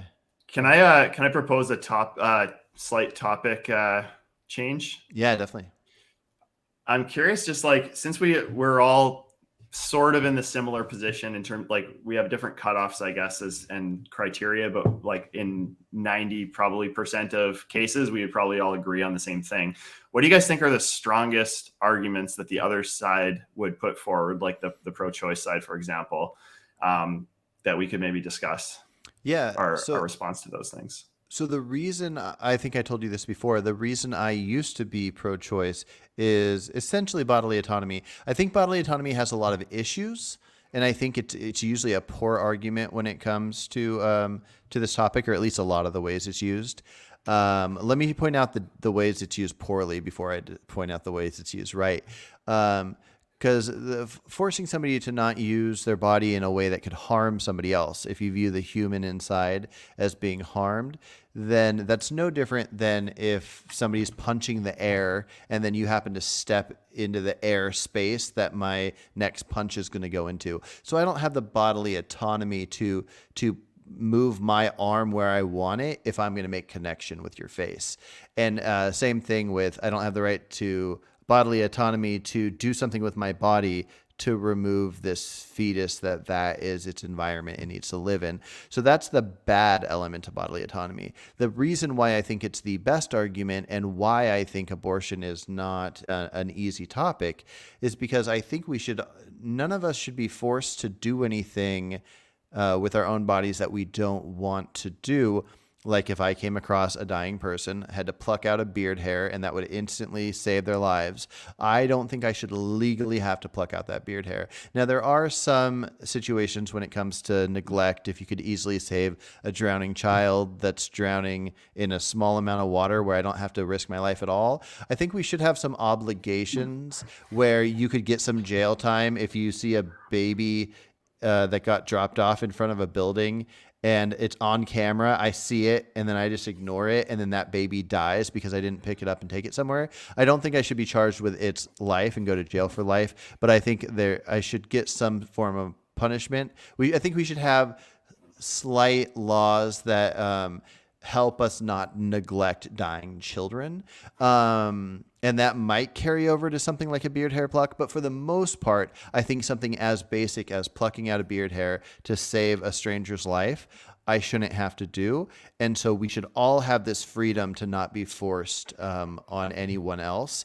And that's the biggest thing I see is I would absolutely hate if I was an adult woman that was pregnant and I, for whatever reason, did not care about that human inside of me, and the laws told me I must stay pregnant for this long. That's horrible. Just maybe not as horrible as ending the life of at least a sentient being. For my part, and I think we've talked about this in the past, Carson. I don't have as strong of a libertarian instinct where I want to preserve people's ability to choose whatever they want to do. Like for me, there's not a ton of intrinsic value in just preserving someone's autonomy, and for me, it's more about leaning toward harm and fairness. So for me, the strongest argument is something that actually I don't think would appeal to you guys as much as it would others, because it relies on more of a carnivore normalization, right? So the assumption that animals are just animals and we can treat them how we want, and that is the strongest argument they have is comparing an unborn fetus as, yes, it's alive. I'll concede it's alive. It has human DNA, so in some sense it is human, but it's such an unsophisticated life form that it's really no more of a crime than killing an animal for whatever reason you need to kill the animal. And you guys might actually agree it's like killing an animal, but that's a horrible crime, you know? So I think that's the best argument that they have, which when I say it like that, it doesn't sound like a good argument, but that's essentially, I think, what they're saying when they're saying it's not fully human or it's not alive. These are code words for it's not a fully sophisticated, fully sentient human being. Therefore, we don't have to have a ton of moral concern for it. I think even though they make that argument in code, that is their strongest argument. I was going to say I think it must be in code, because the people that say it are, I think if you were to say, okay, so let's say humans evolved to the point where babies, when they're born, they're just super intelligent. They hop up and start walking just like giraffes and deer do. And they don't have to just be babies that can't do anything for a year. And even a couple months before they're born, their brains just are so developed they can think of the future. That as soon as they're born, they can learn to talk in a few days. If you add all these elements, the people that are hardcore pro-choice, like up until delivery, which it's surprising how many people are, I think would say it doesn't even matter. It does not matter how intelligent you are. Their stance is that this woman deserves these rights. And sadly, I think a lot of it is based on feeling that women have been treated poorly throughout history. I think a lot of the arguments would look different if we went more time with an equalized society, and then this idea wouldn't be based on, men and Christians just want to control women, because I think a lot of people view it like that. Interesting. Wonder how much that actually factors in. Can I push you on the bodily autonomy thing a bit? Yeah, definitely. Do you view bodily autonomy as sort of a special category of rights above other rights? Not uniquely special. Not like ability to do what I want with my body that doesn't harm anybody as more or less valuable as ability to speech, to say what I want. Property rights or whatever other rights. Yeah. That it seems approximately the same. I guess the only difference it would be something like speech itself, the words that are said. I don't think they should ever be thought of as something to infringe upon, where something I can do with my body, there's many cases where you could find that there'd be issue, but no, if it doesn't harm anybody directly, then no. But maybe property. I think I value bodily autonomy and freedom of speech way more than I value property rights. On average or categorically? Like, are there any instances where you would value a property infringement on rights as to be worse than a bodily autonomy infringement on rights? I mean, I would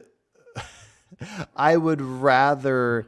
I don't have guns, but I'm very pro Second Amendment and guns being allowed. I'd rather a government agent come and poke me in the shoulder with their finger for a second than to take a gun away and say you can never own a gun.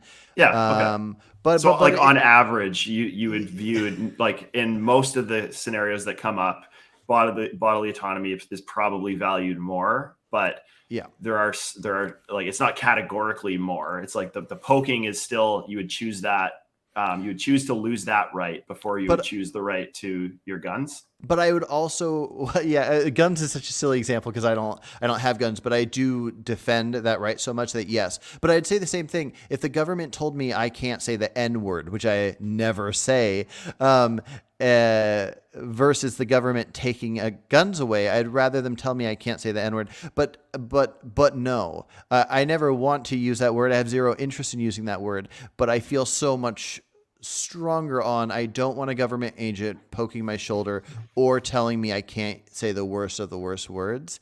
I care so much more about that. Not necessarily more than my ability to create something and keep it myself. But the property is so complicated that yes, I put those two things above property for sure.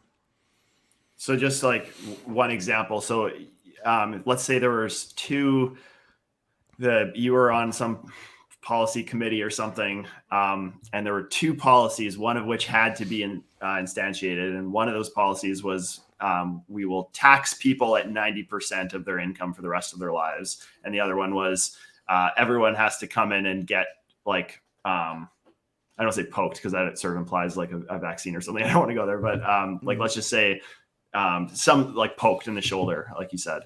Oh yeah, just with a finger tap on the shoulder. They have to. This would be a lot like what we were talking about with the whole. We might want a certain type of abortion to be illegal, but we would protect our wives by helping them get it. I think this is that kind of thing where I care so much more about the government not being able to force me into an area where they poke my shoulder as a general stance, as the legal stance. But if I knew one of those two things was going to happen and it wouldn't lead to, say, slippery slopes or whatever, then sure. I would. You would advocate for the policy where everyone has to be poked in the shoulder by a government agent? I think so. I don't know. Okay. So that just says that you don't value, there's maybe some like multiplier on how much you value bodily autonomy or certain rights above others, but it's not like categorically above. It's like, absolutely no, I would never stand for any bodily autonomy infringement, even to this. Okay. It just barely isn't. Okay. So there's a large multiplier on your value for bodily autonomy rights over other rights.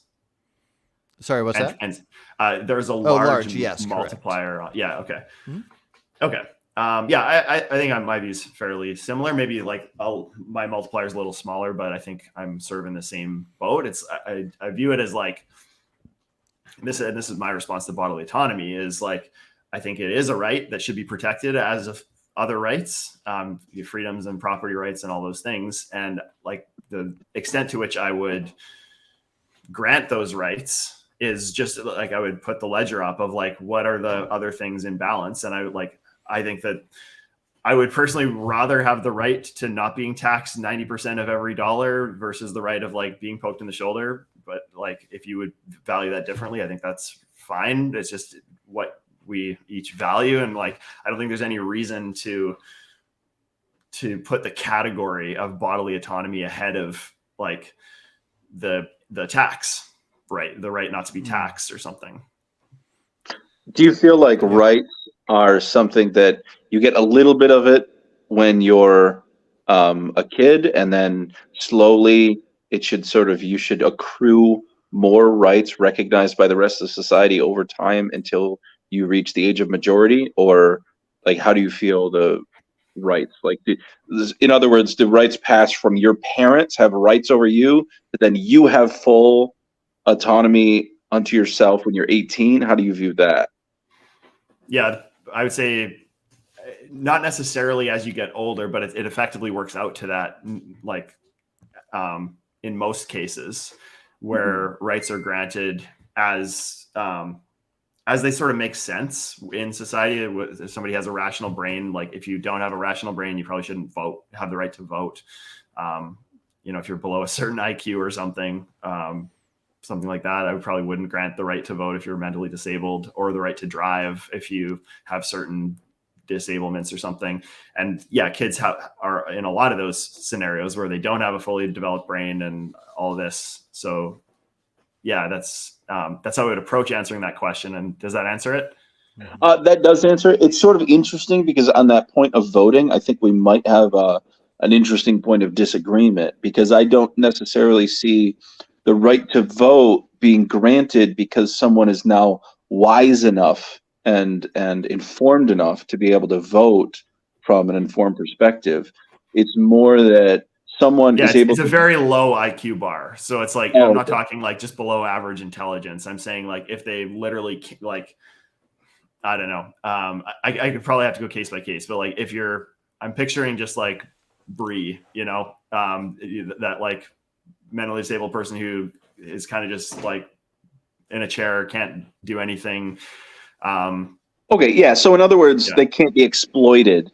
Like someone who's that mentally handicapped, they would simply be exploited by someone else for their vote. So I can understand why you wouldn't want them to vote, because it wouldn't be them voting. I would put that just like the shoulder tap, where you could say, okay, making somebody to this degree not allowed to vote is fine as long as you don't, as long as they're severely whatever.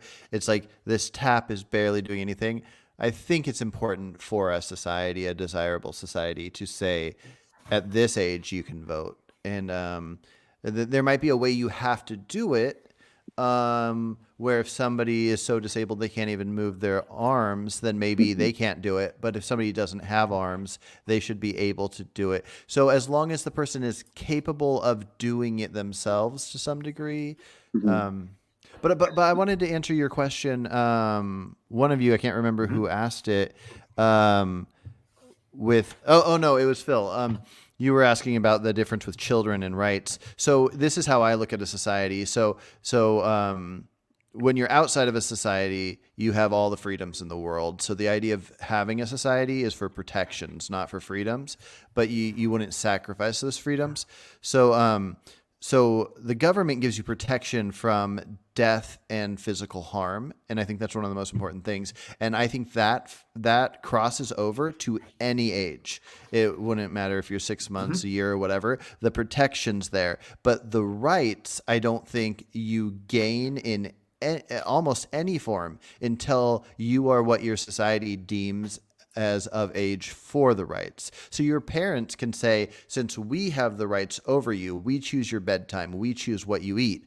We can tell you, I can tell my 6-year-old, I will let you decide if you want these Skittles or not. I'm giving you this right. But if I decide I will never let you have Skittles until you're 18, I also have that right. So I think the rights can't infringe on the protection. But yeah, rights I think are an adult thing. Okay, that's interesting. I can see how that would work out. Like where, like in some sense, I have the right to own a rifle when I'm 14. But if my parents decide that I can't have a rifle when I'm 14, well, it turns out it's actually their rights. So I see Yeah. what you mean. Yeah. I This, just wanted to make one quick point on voting, as I see voting as not necessarily a way of us to collectively make good decisions, so much as an insurance that whatever decisions government makes, they can be held accountable for those. And so that's why didn't really think it should be necessary to have any sort of threshold for voting. Is that it's merely a way that we all hold government accountable, for us saying, oh, we're just not happy, we'll vote them out. It's a way to make society more stable, in my opinion. So yeah, sorry to throw that wrench into the no, that's conversation. okay. Carson, what you said there about you might have to re-say it, but you said Yeah, so protection from death and harm, but the rights don't show up in any form that I can imagine until you're an adult. Maybe yeah. challenge me on that. Can you Like think with of a that. right a Well, child should yeah, have? like just as an example, like tell me if this doesn't engage with what you're saying or not. But the thing that kind of came to me with the Skittles thing is like, what if a parent said, I choose to feed you only Skittles? Hmm. That would factor into the harm. Okay. Yeah. If you knowingly caused your child harm by giving them meth or only Skittles or whatever, and the knowingly barely factors in a sense. But yeah, it's kind of like you'll see cases where like vegan parent gives their baby almond milk instead of breast milk or whatever, and baby dies. Each case will be evaluated in different ways. But yeah, the harm comes in. I know a lot of people that will put. I mean, anyways, not close friends. I know of people that have put like Pepsi in baby bottles, and then their teeth will like rot out when they're 1 year old, and even that the government oftentimes will let slide. But yeah, I would say that it really comes down to the harm. It's complicated on how many regulations there should be with things like, say, driving, but I think it's important to see at what age a car needs to be rear facing or forward facing for a baby's neck in a car wreck, whatever. But it's all based on the harm. We're in a society that protects us at any age, and then we get our rights when we turn the age to have the rights. Mm-hmm. Sorry, I Is your keep repeating would myself, your but would your threshold of like when, so you're basically saying at some threshold of harm, the government should be able to step in and like regulate against in favor of protecting the child from the sort of the rights of their parent to parent them. Is that what you're saying? correct. Okay. I don't know what the Uh, threshold is because yeah. I'm not in favor of Is like it above or spanking, below? Is it but above or below like raising an obese child? that's interesting and complicated.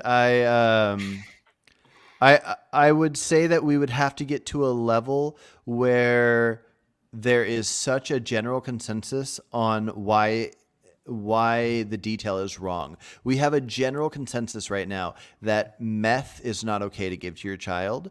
Mhm. Cocaine is not okay. All these different things. We do not have a general consensus on, some people think that it's good to only eat meat and do a carnivore diet. Some people think whole food. People think all these various different things. I think we're not too far away from the idea of saying that if your child is truly obese, if you have a child under 18 that is over 100 pounds overweight, that it is likely the parent did something wrong there. But to determine that, it seems very complicated to me. If we did have consensus on that, then that would be above your threshold. Mm-hmm. Okay. Yeah. I think we do have consensus that, Okay. yeah, Well, essentially yeah. yeah, go ahead. Part of it would come down to various things. Like I think it's silly when people use excuses for various topics and say food deserts, but if we have a general consensus, then when people get like WIC programs or various different like food stamp type things, um, if if the government leads us to being able to get healthy food. I don't know. It's complicated because if a kid goes to school and the schools that are government funded are having pizza and all these unhealthy foods, Mhm. then it's hard to say, okay, at home you have to feed them healthy, but the grade school next to me, they actually order from Domino's. They get pizza from Domino's, and then the side dish is fries. So Ouch. I think we should put something in place. I think we should put a change to this, but I think a lot would have to change before I legally gotcha. somebody was told. But I do think that you could get to a level where you could say the government will help teach you how to do this right. But by Mhm. this point, if you don't get your kid to this healthy level, they will be removed from you and put in a place where professionals will take care of your kid. I don't know if it's foster care or whatever, but will get them to a healthy weight. Because yeah, I mean, it's got to be 1 in a million where somebody is that obese because of a gene they were born with. Most of it's just because of a lack of nutritional knowledge. Yeah. I agree with everything you were just saying, and it sort of reminds me of an argument I might pose where, I'm constantly saying, well, it depends on where society is. And, I feel exactly the same way where, there's, I grew up fat. I wish I did, and that is, so when I look at the statistics of like being able to, after a 5 year point, keep weight off after having lost it, if you grew up overweight, it's so difficult. um, it's almost like the only way to really achieve it in the long term is completely radically changing your environment. One thing I do, I don't know if I'm changing the topic too much, but one thing I do is I start I always prepare a meal that way before I actually consume it. That way I don't feel like I have an option to stop at lunch with everybody else when they stop at KFC or McDonald's or somewhere else. I have a Yeah. lunch that I pre-prepared that I have to eat, and I feel like I'll have to live the rest of my life that way, or I'll be sucked back into being even more overweight. Mm-hmm. So No, I definitely have similar issues and grew up in that way as well. Michael, what do you think? Do you think that the government should get to a stage where a child is removed, similar to if a child's beaten like punches to the Yeah. face and they're removed? Should lack of good nutrition lead to the same thing? Yeah, I think so. Like it's like we're when we when we talk about this and then like picture our existing world there's a lot of stuff that would have to change to get us there. But yeah, I like the scenario you brought up. And I think that like one of the steps first would be a mandatory nutrition coaching or something, or like sessions with your kid, or like you come here for, one meal a day every day or something with your kid as steps before the child is removed. But yeah, in principle, I agree with regulations that help protect those who don't have, like same with mentally disabled people, like that they don't have the freedom or the cognitive capacity to make those decisions on their own. And so we need protections in place for them. Gotcha. I'm trying to come up with examples to go to extremes to prove myself wrong with this kids not having rights until they reach a certain age. What if so parents get to decide what their kids wear. They go buy their kids clothes. A kid shouldn't be able to say, I want to be up for adoption because my parents didn't get me Nikes. But what if it went to an extreme against our society? What if a parent decided they wanted to embarrass their kid, so they only purchased them boy dresses? Would that be enough that they could, if they came and interviewed the parent and said, hey, why did you do this? And they said, oh, this is what I want my kid to wear. They don't admit to anything bad. Is that reasonable to view that as some kind of an emotional abuse? Don't know. Yeah. I don't know either, because we do have to have an extremely high threshold for when child abuse is taking place. And the problem with that dress example is it's relying on our own normative conceptions about how a parent should treat their kid, right? If we have like objective criteria like overweight, unhealthy, right? It's so much easier to make a call. But if we're saying this lifestyle is not normal, the threshold feels totally different. What if like we try to do the right thing and take the kid away because we feel like the kid is being tormented, but then we find out that actually this was a form of radical parenting that actually really worked out. Like we have to have a little bit of humility, and I think you're zeroing in on the gray space that's really difficult to judge. Yeah, it's like the Johnny Cash. Well, I guess it's Shel Silverstein that Johnny Cash covered, but Boy Named Sue.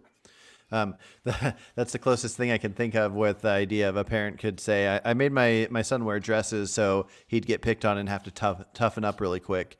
Because I'm trying to imagine other things, like I'm trying to imagine what wouldn't be physically harmful that a parent couldn't do. Like to what level could you tell your kid, you're ugly, you're nothing, nobody will care about you? Like at what point would we call something emotional or verbal abuse? Because for the most part, I don't think I think parents should be left up to do their parenting. Like I'm not religious, and I don't think kids should be brought up learning of religious things as facts when their brains are so sponge-like, and that they're trusting their parents and everything. So I think a kid shouldn't hear about religion until they're like 13 or whatever. But I believe so much in leaving parents to their own choices that I don't think the government should ever stop a parent from taking a kid to church or something like that.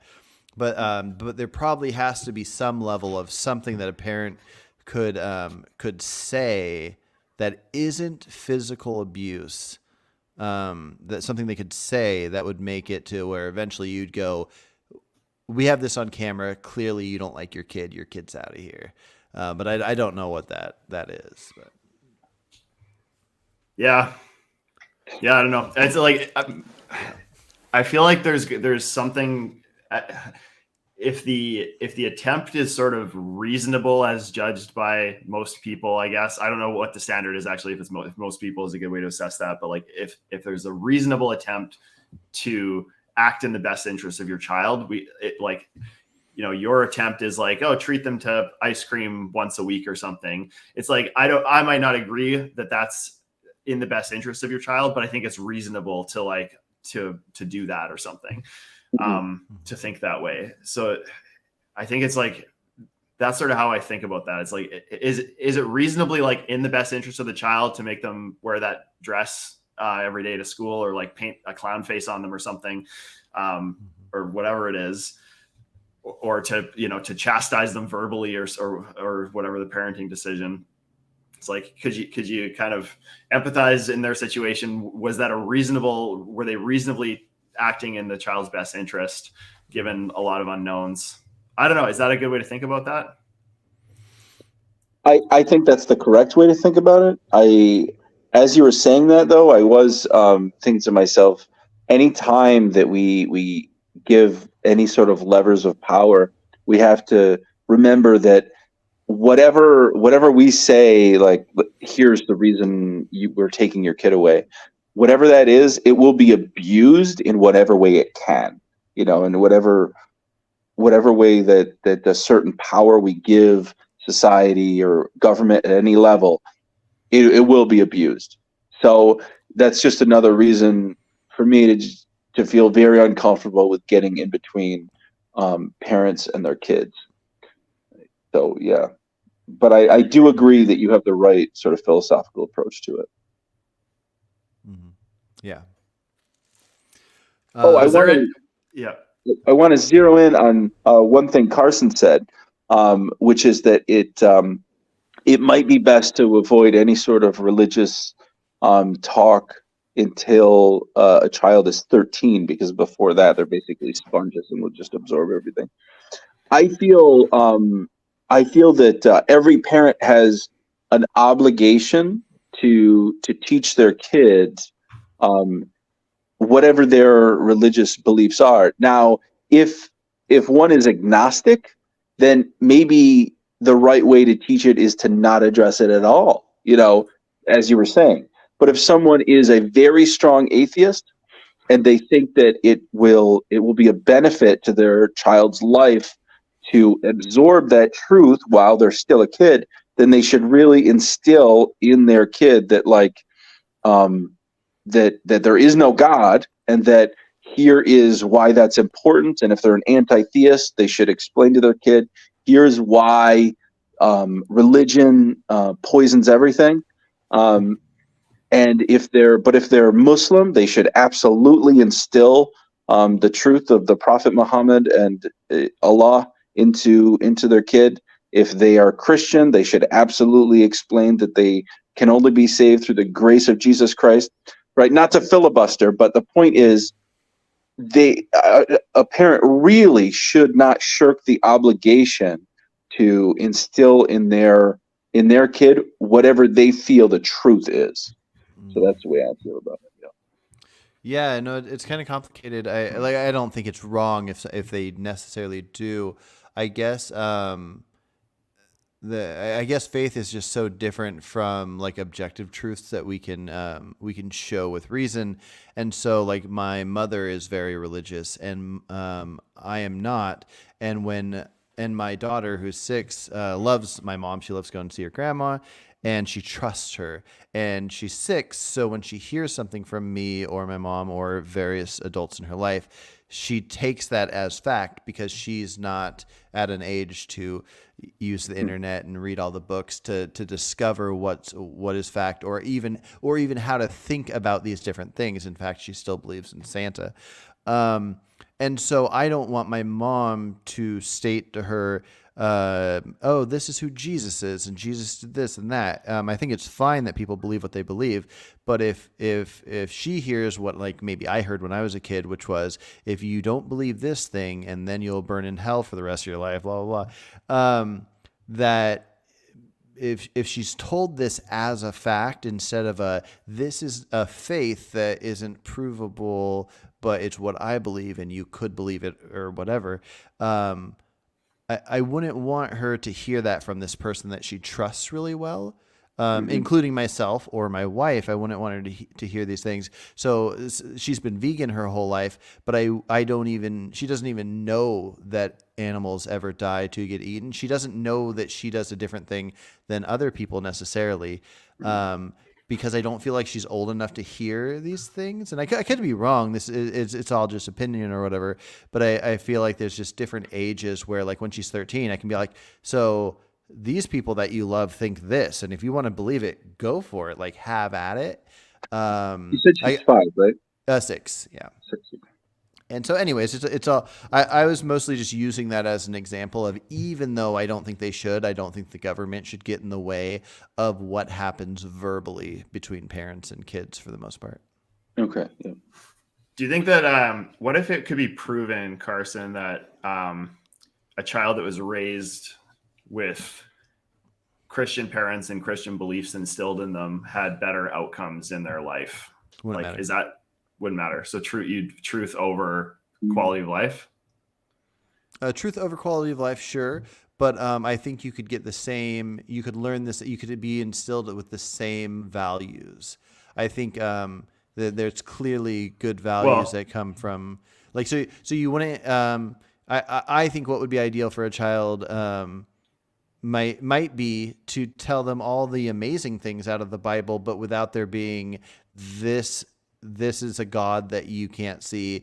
This is his son, Jesus. He died on the cross. But being told you should treat people well, you should honor your parents, you should all these different ideas. Right. But you removed the relevant part of the hypothetical challenge there, which was if we had provably like better quality of life outcomes for kids that were raised believing that Jesus is our savior, or whatever you say.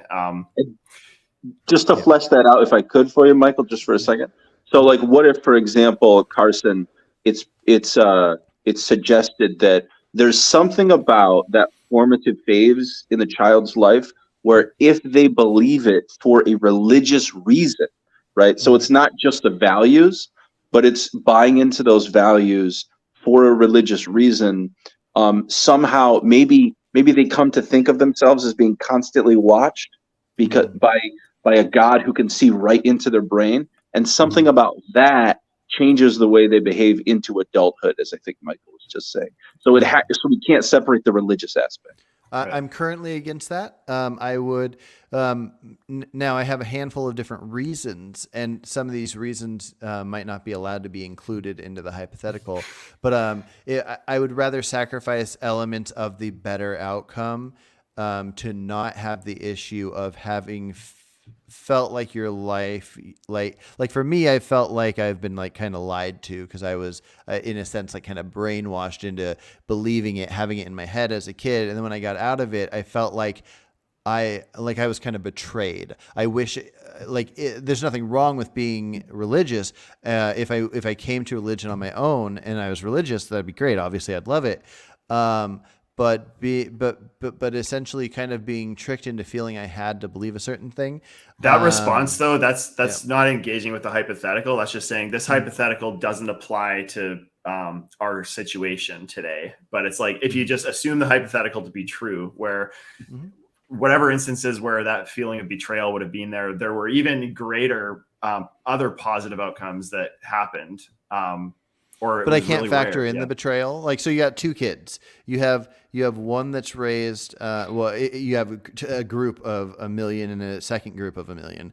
But you have two groups, and one's raised not religious at all, and they have their outcomes. And then the group that's raised religious has better outcomes. I was just pointing out that the ones that are religious that have better outcomes, the downfall of the ones of those that get out and feel betrayed is enough that I'd prefer the less better outcomes. So you're saying the better yeah, I think what you're doing is you're saying that some of the people who decide not to be religious in the future will actually have worse outcomes. And so, is that what you're saying? So in your hypothetical, their better outcomes just covers everything, broad brush. Okay.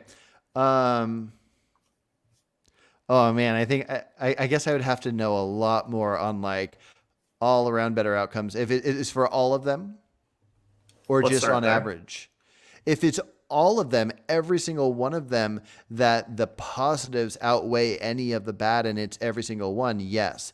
If there's one out of 1 million that's sacrificed to make the other 999,099 have better outcome. Fuck that. No. Oh, I stand firm on that shit. Same thing with somebody being sentenced to death for murder. I would rather a million murderers not be sentenced to death if one of them is an innocent person going to Yeah, death. I mean the way that like these things are researched scientifically is you look at population studies typically, and you look at like quality of life markers such as income, employment status, like rating your happiness on a scale of whatever to whatever. There's a bunch of, I'm probably listing incorrect ones too, but like there's a bunch of things where we generally can determine like the well-being of populations based on surveys. Mm-hmm. And then we can like epidemiologically sort people into was raised as Christian or was raised as atheist or whatever.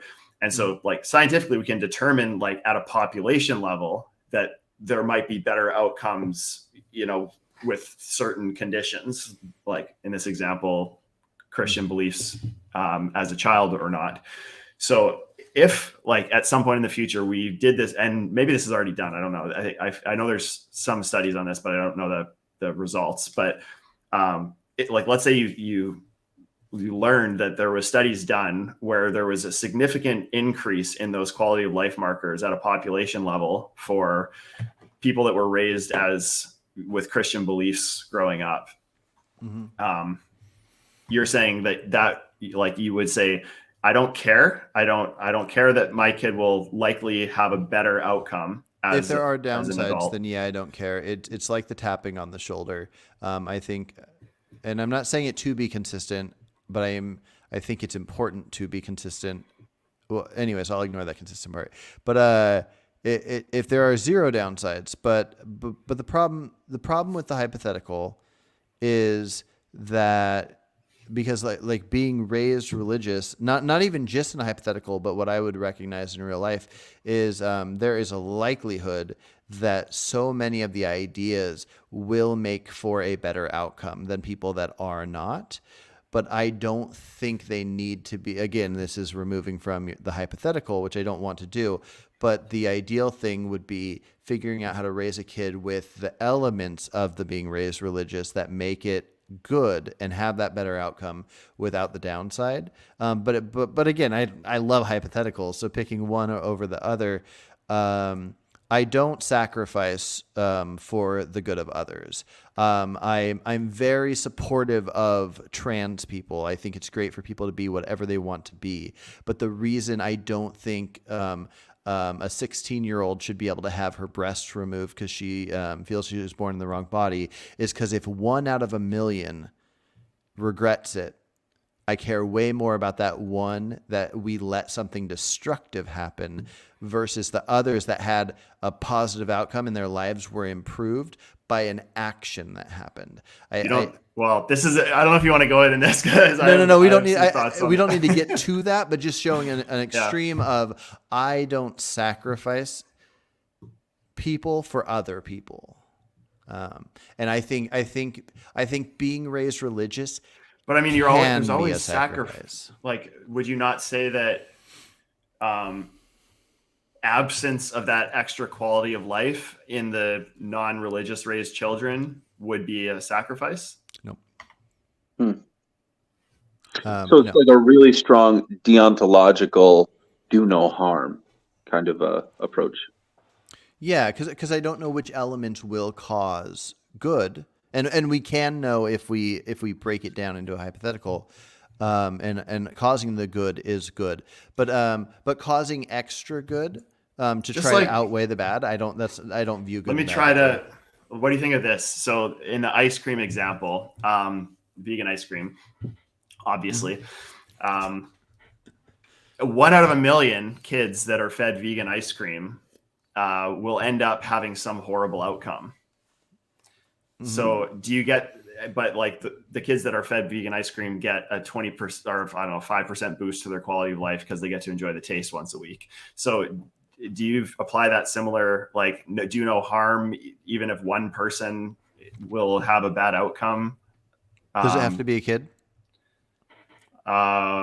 I don't know. I'm asking you where this Yeah, is okay. relevant. So yeah, let's say yes. Okay, yeah, no, I think it has to be. It's just more challenging that way. Because okay, I do want to answer your question for fun with adults really quick. So if it were adults, then it wouldn't matter because if they're aware of this or not aware of this, they're making their choices. And once it plays out, then the next group will be aware of it. Adults. Yeah, I think it's very complicated. If so, the government would have to decide how much risk is the parent taking. If I get in a car and drive, I'm risking my own life, and that's acceptable for me to do. But also, I can't kill my child, but I can choose to put my kid in that car and take that risk where they might die on the road. So yeah. So anyways, I do take that risk. I drive places with my kid. And so would I take that risk knowing that 1 million kids could try ice cream and there is a chance that one would get super sick from it? Yeah, I don't know. My kid could have gotten sick from having a peanut allergy and I didn't know she would have been allergic to peanuts, and I would let her try that out, and I wouldn't feel like a horrible person if she ended up being allergic. So tell me where I went wrong if I went ice wrong. cream. Yeah. Ice cream is the religious upbringing, and the 1 in a million heart disease or whatever is the person who felt regret and shame or whatever you said. Yeah. Betrayal. Yeah. So there's an element of the religious thing that I personally think is wrong. There's not an element of the ice cream if I don't know if it will harm. Knowing the possibility of it harming. So that's the thing. The only elements that I'm concerned with the religion are the elements that I'd pinpoint as the wrong parts. I think we would have to point out what wrong part of the ice cream there is, other than increased some risk kids of heart can disease. Increased risk of heart disease. But it's not a likely increased risk. That's interesting. I'm just trying to trade equalize the two scenarios. Yeah. Yeah. So the thing I think is wrong with the religious element, I think is wrong in almost every case. So it'd be 1 million out of 1 million, even with, I mean, I guess maybe not the ones that end up, no, everyone, sorry. I almost excuse people that are born religious and stay that religion. I don't know what to think of those people. But yeah, every case I would call the elements of a child at that age being told a non-objective truth is an issue, where if you have 1 million kids and they eat ice cream, and we know that 1 out of 1 million kids have some aversion to ice cream. I don't think it's that. So it's very clear. It's every kid has an increased risk of developing heart disease or something. Such that 1 out of 1 million ice cream. Yeah, no ice cream. No ice cream. But really, you. Sorry, I shouldn't have cut you off, but it sounded like no ice cream, right? Go on. Well, I don't know. Like, doesn't that kind of result into just optimizing? Yeah, go ahead, Phil. I was just going to say that is the reality we live in though now. And I just think Michael was going to say that it sounds like you're saying, well, maybe what you're saying is that you have an ideal, which is that we should super optimize for long-term well-being, whether it's physically or mentally, psychologically, and yet none of us do it. Sort of like I have a concern for the well-being of animals, and yet I don't act on it. Is that what you're saying? So it's actually, is that what you mean? Yeah. No, well, honestly, if I had my way, I'd just live out in the forest and my kid would only eat healthy food. There would definitely be no ice cream, and there'd definitely be no religious upbringing. But yeah, we live in a society where it's tough. The only reason my kid eats unhealthy food at all is because she'll go to my mother's house or because she'll go to the neighbor's house. And I don't want to be... It's tough. Part of me wants it to be when she goes to a birthday party that she doesn't eat the cupcakes, but I don't want her to have this thing that there's downward spiral of when she gets older, she realizes that her dad was horrible at letting her live life the way other people live life. But yeah, no, we can figure out approximately what things are horrible for us to eat, and none of us should be giving that to children. Children should never taste something made with processed sugar, in my opinion, ever. Mm. And adults, they can do it if they want, but they can also do meth. So yeah, I wish I would have understood the ice cream one so we could come up with a different analogy. Because in my mind, yeah, you don't do the ice cream, but what are we willing to let slide? I don't know how much religion I would let slide before I wouldn't let my kid go to a certain house. If my kid came home and said, I heard Jesus was on a cross and with thorns on his head, I'd tell my mom, just don't do it. I don't want a Satanist to teach her about Satan stuff. I don't want Muslims to teach her about When you say Muhammad. religion, Mm-hmm. when you say, sorry, I didn't want to interrupt, but I Okay. want to jump in and just define what we were talking about religion. When you say religion, I understand that atheism is not a religion, just like not collecting stamps is not a hobby, right? Mm-hmm. Um, but it is a metaphysical position, right? It's saying this is reality, and reality is that there are no gods. Mm-hmm. Does that count as well Yeah. as teaching religion? Yeah, like so if there's been a couple times where she's accidentally heard about a couple things and I don't tell her this doesn't exist or I don't think this exists. I just say it's complicated. That's something you'll hear about later. I could be wrong. Maybe kids at a certain age, younger than what I think, could comprehend it. But yeah, I don't usually go that route. In fact, my daughter's my nephew, so my daughter's cousin, who he's 5, no, maybe he's 4 and she's 6. Anyways, he's raised very much knowing there's no Santa, no Easter Bunny, no all this stuff. Where my wife likes my daughter to think all these things or to go along with it or whatever. So when he counters it and she comes to me, I'm of the Sam Harris mind of you don't lie to children. So I don't try to lie for my wife's side. I just say, oh, different people believe different things. I've never seen Santa. I think people aren't supposed to really see him. But Max here can believe there's no Santa. If you believe there's a Santa, that's fine. Whatever. So I'll when I talk to her, I like to talk to her in ways where she can know that things could exist if somebody thinks it does, but that what she should accept as existing, in a sense, should be what she can perceive. But she's 6, so I don't know to what degree I'd take that.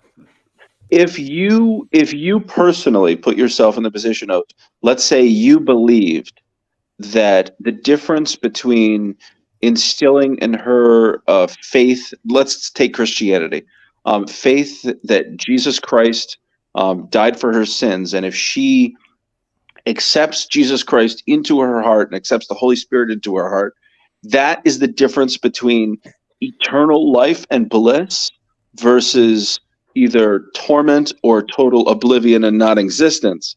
Do you think you would feel differently if you believed that's the reality? Oh, of course.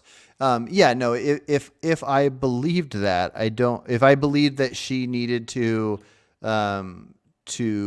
act upon that or think upon that, and if she were to die young and didn't act upon it or think upon it, that she would not go to heaven or whatever, or she would go to hell, then yeah, I think I would have to.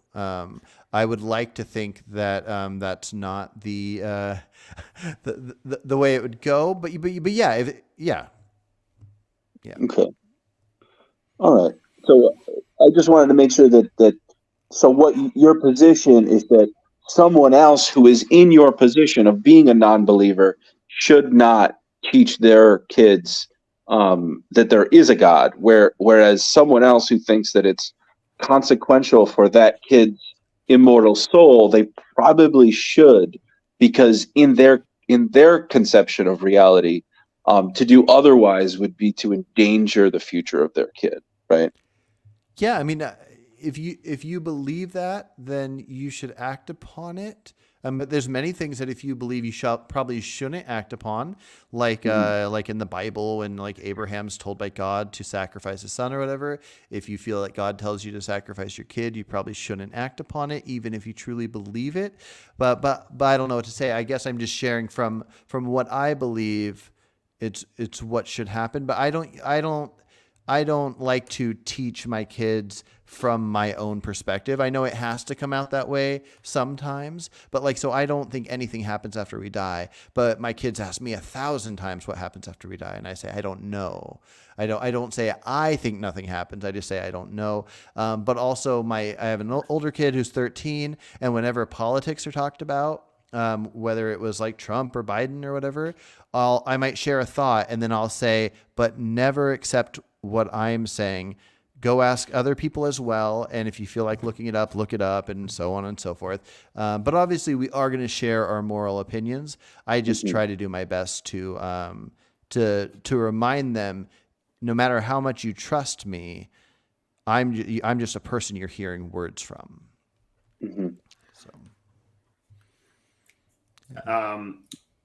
Vegan Don in the chat made an attempt to bring us back to the abortion topic. I didn't see exactly where this person typed this, but they said, you want women to sacrifice a baby they don't want. I would not risk one woman for pregnancy. Anybody want to engage with that?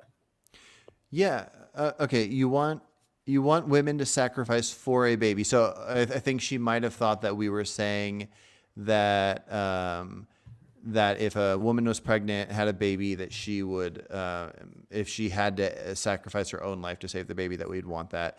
I don't want that. I think both me and Phil said that we would want our wives to have abortions versus having the kids, even if we thought it should be illegal. Mm-hmm. But also if we had to philosophically and hypothetically choose to save one life or another, I'll mention this again, but I would choose various different things. I would choose pretty much any living person.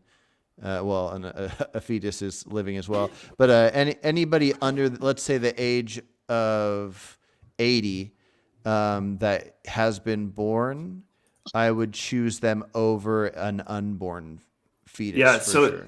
I don't know if this comment necessarily entailed sacrificing one life for another. They just said you want women to sacrifice for a baby they don't want. So maybe that's just sacrifice some well-being over 9 months or something. Well-being, yeah. Could be. Yeah, I mean, I would want anybody to sacrifice anything versus killing.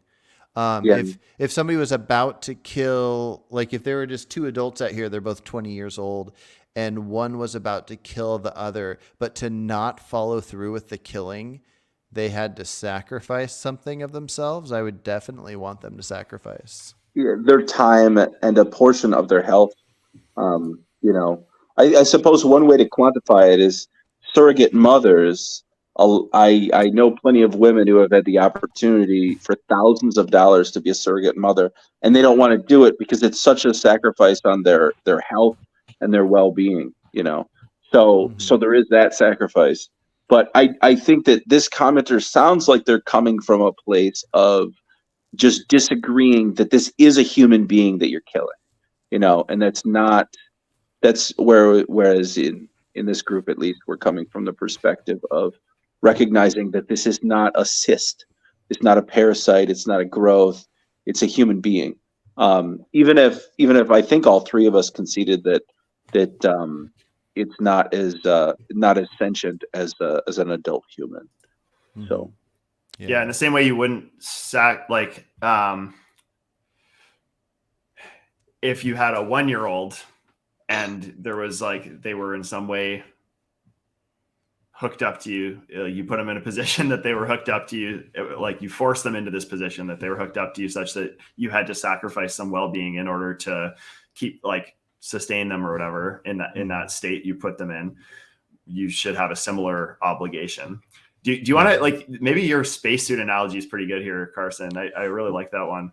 Well, before I do that one, I was going to say the cabin I think is one of the best. Where if you have this brand new baby and you're in a cabin and you're snowed in and you have all the food in the world to feed yourself, but the only thing that will keep this baby alive is breastfeeding it, and that's going to be using your body. There's not as much damage.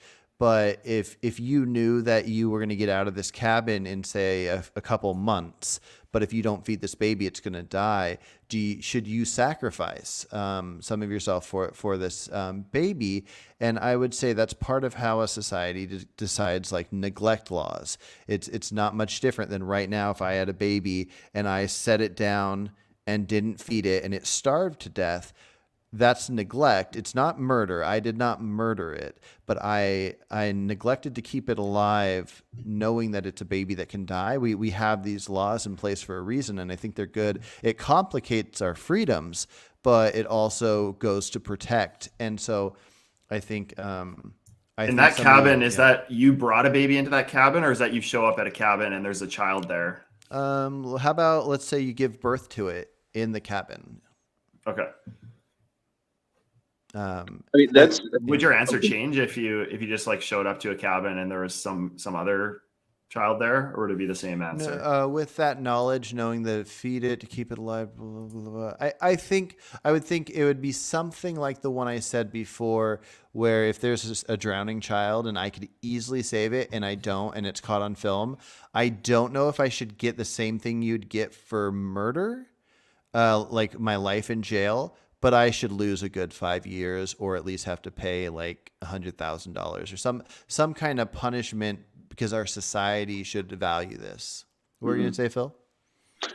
yeah, you might already know how I feel about it, which is that like I don't even have as strong of a of an impulse that we have to preserve someone's autonomy. You know, if it's just, if let's say you didn't give birth, we'll make it easier. Like you were in a cabin and you get snowed in and it's not your baby, you don't know anything about the baby, you're still under an obligation to keep the baby alive as far as I'm concerned. And if you're neglecting to a point that you would find as that I would find as being malice, right? Neglectful to the point of malice, then to me, it's as bad as if you physically took an action, such as hitting the baby with a hammer to kill it.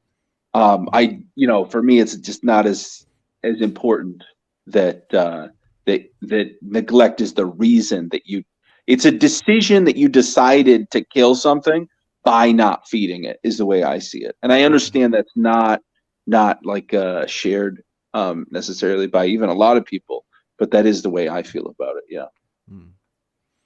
I think a big factor is that you're going to be freed in a few months. If part of you helping this baby meant that you were sacrificing maybe your own food, I think the moral thing to do would be to help the baby. But I wouldn't think that there should be a societal obligation if you want to focus on protecting yourself. But if you know you have an endless supply of food for yourself, but you have to sacrifice by giving your breast milk to this baby, I would feel the same way you said, Phil. Yeah, I will say there is a little bit of a change as long as there's an element of what they call like a diffusion of responsibility. Let's say it's two adults, both lactating, two adults in the cabin, and there's one baby, and they both have the same level of relationship to the baby. Now there's a little bit more of a complexity to it, because now it's, oh, you should breastfeed, or we should breastfeed halfway. There's a diffusion of responsibility that then complicates the moral calculus sufficiently that it's not as easy of a question, and we'd have to delve into the details of like, wait, why did the baby end up dying of starvation? You know what I mean? Yeah. Yeah, it's like if the three of us conspired to, or let's just say Phil, the two of us conspired to tie Carson up to a train track somewhere, and the train's barreling at him, and we have the lever available to us to move the train to the other track. would you say that like the societal consequence should be less extreme to either one of us than if we were the sole actor in that scenario?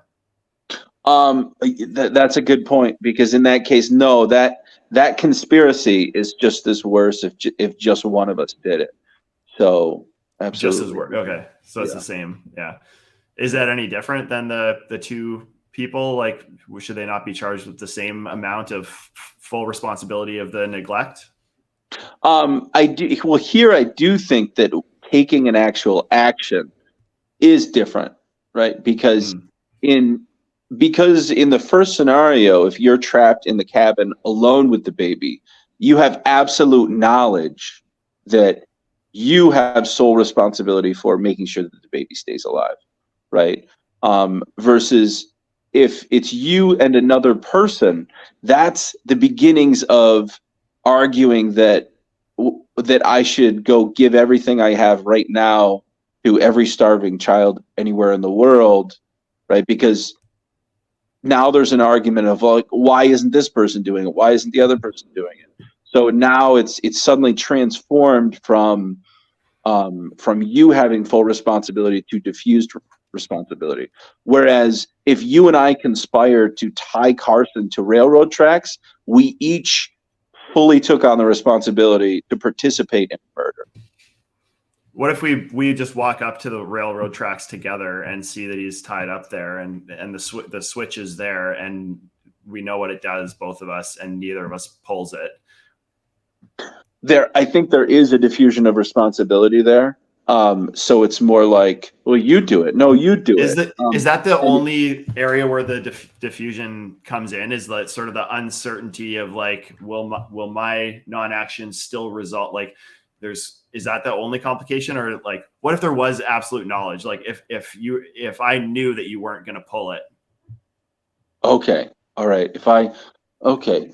Oh, you're right then. No. If I knew you weren't going to pull it, let's say because of something I understood about your mental state, let's say I were your caretaker and I understood that you couldn't make these kinds of decisions or something, and the fact that there's two of us there wouldn't change anything. There would Or not I just be... said, what if I just told you? I just told you I'm not going to pull it.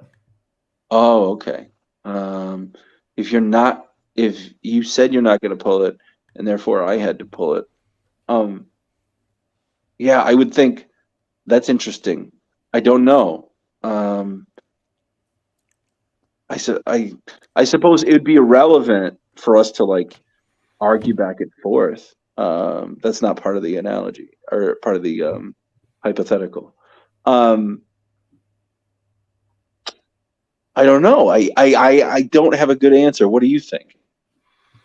Yeah, I understand your point about like there being uncertainty and confusion. It's like a child is drowning and there's 100 people around, and you kind of just like you ignore it because somebody else is probably dealing with it, or I don't know. That's the perfect analogy, but like that's the thing that happens, right? Where the mob just doesn't act because they don't assume that responsibility. But if you had perfect knowledge that like you were the only one in a position or willing to help, I do think you have the same responsibility. As if you were if you have knowledge that you're the only one that's going to help, or that nobody else will, I think it's the same decision as if you were the only one there. Yeah, I think you're right.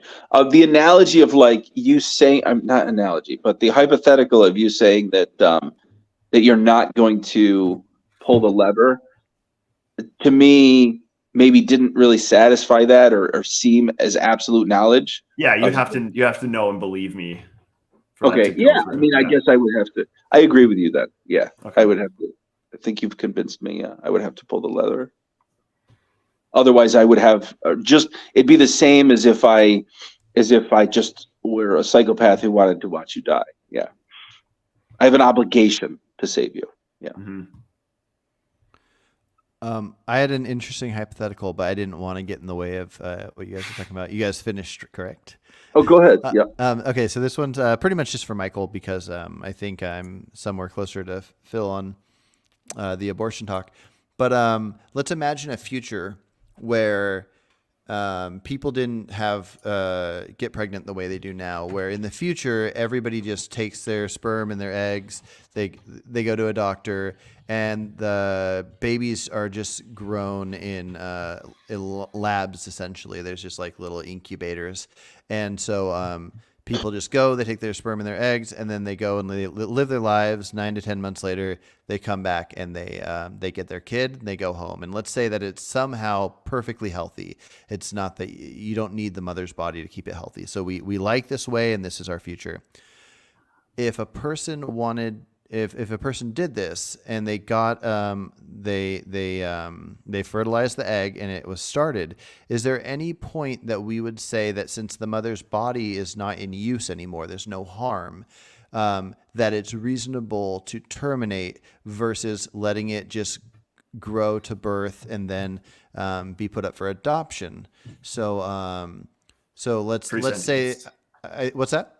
I think sentience is just my answer. Okay, so that's what I was going to say. Okay, so we can say that at sentience, that if the parents came in and said, "Hey, we want to terminate this," then they don't have any right to do that. But okay, so but pre-sentience. So let's say sentience is 24 weeks then. So like there's not an amount of development of fingernails, eyeballs, any existence of it where, because it's not affecting the woman's body, that we would just say, let's just grow it out? Not in my, I don't care about those things. Like you could like we could probably in the lab grow an eyeball. I wouldn't care about it if it wasn't sentient. Mm-hmm. Okay. For Michael, though, I think his answer for sentience wasn't 24, it was 12, just for the precautionary. Oh, that's right. Yeah. 12 for precaution. I understand the spirit of the question, but yeah, it's thank you for pointing that out, Phil. It's just in case somebody's joining us late. Yeah. What was I going to say? Oh shoot, I forgot where I was going to go with that. I'm sorry. That's right. But just about the sentience says, yeah. So, okay. So I guess for Phil, kind of an opposite one. What if somebody was just being a jerk, wanting to be anti-abortion, or let's see, pro-abortion, and just snuck into some lab and took millions, billions of eggs and fertilized them and said, suckers, try to keep these alive. Would it be worth attempting to figure out how to have enough buildings to incubate all these babies that somebody just fertilized? Or would you say that there's a certain, like if you within a few days expose that to the air so it just dies on its own or whatever, that that if it hasn't reached the zygote stage or embryo stage, that if you had billions that no society could feed and keep alive, what would you say? Oh,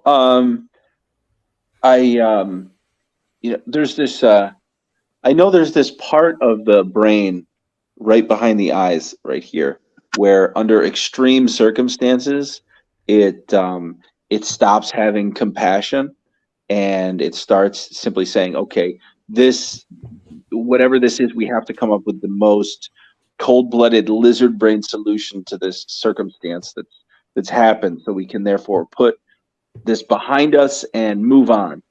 And I think that part of my brain would probably activate and say, okay, billions of now fertilized eggs are out there that we couldn't possibly take care of. We'd have to, overturn all of society in order to bring them all to term. So let's just push it into the closet. Let's have a genocide right now is probably would be my solution. Yeah. Yeah, no, and I think you're right. And I think it's right even with the sentience. Michael, sentience, we have billions that somebody did this, but we didn't catch it. And somehow there's room for billions of incubated babies, but there wouldn't be room for these billions of added adult humans because they're at that level. We have to sacrifice some. We take those out. Yeah. Again, we're looking at like the weighing the two sides of the equation. So it's if somehow, even if those people were out, like all mentally disabled and like grown into, lower sentient population that was about to have this impact on the rest of us, such that like our quality of life would be significantly lowered. It would have to be very significantly lowered for that to go through. But yeah, if you could balance enough kind of negative utility such that I would be in favor of taking that the zygote or the sentient fetus genocide, or even the like mentally disabled population genocide. I want to clarify, there'd have to be a lot, like a very substantial amount of utility on the other side of that equation. Mm-hmm.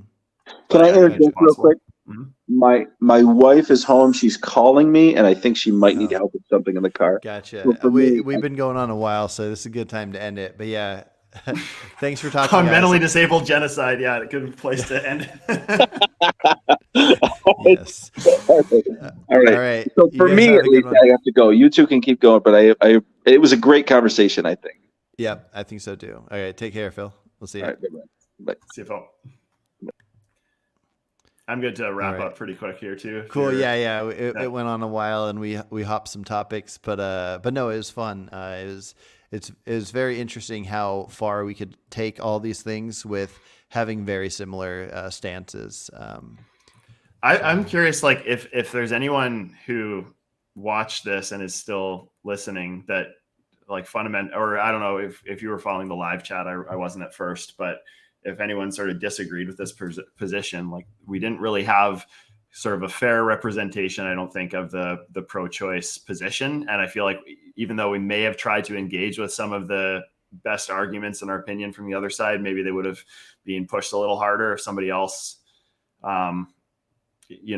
was there advocating for those. So I wonder from anyone, like what did you disagree about that we sort of talked about, and what there were a handful of cases with people discussing our talk over here, but no direct questions that could challenge what we were talking about. But yeah, maybe now that we've had this one, at some point we can do one where we bring in a couple different people that have stronger pro-choice stances, for sure. But yeah, cool, man. Well, it was a good talk, and unlike Zoom where it closes out and then we're still there, this one just will kick you off. But yeah, you have a good one, and we'll talk again soon. All right, man. Cheers. Have a good weekend. Take care. All right. I'm going to hop off here because it's been a while. But anybody watching this that had any interest in it, it went live on my vegan channel, but I have a second channel that if you click on channels in the sections on my channel, it'll show other channels, and it's my political philosophical channel. And if you click there, that's where most talks like this abortion one will be. I'm going to upload this one over there, but this one I just had over here because a couple reasons. I've been focusing on my vegan channel so much that there's not much of an audience for live stuff over there. So I thought this would be good for live over here, but also Michael, who was on here, is vegan, and myself and Michael, I believe, connect our thoughts on abortion to our thoughts on animals. And so the sentience element played into it. And then Phil has been on a couple talks on the vegan channel, even though he is not vegan. He is vegan conscious, and he also I've had many talks with him on my other channel. So anyways, go over there, check out some of the stuff, and there will be other live talks like this over there, and hopefully more live vegan talks as well. Alrighty, take care, guys.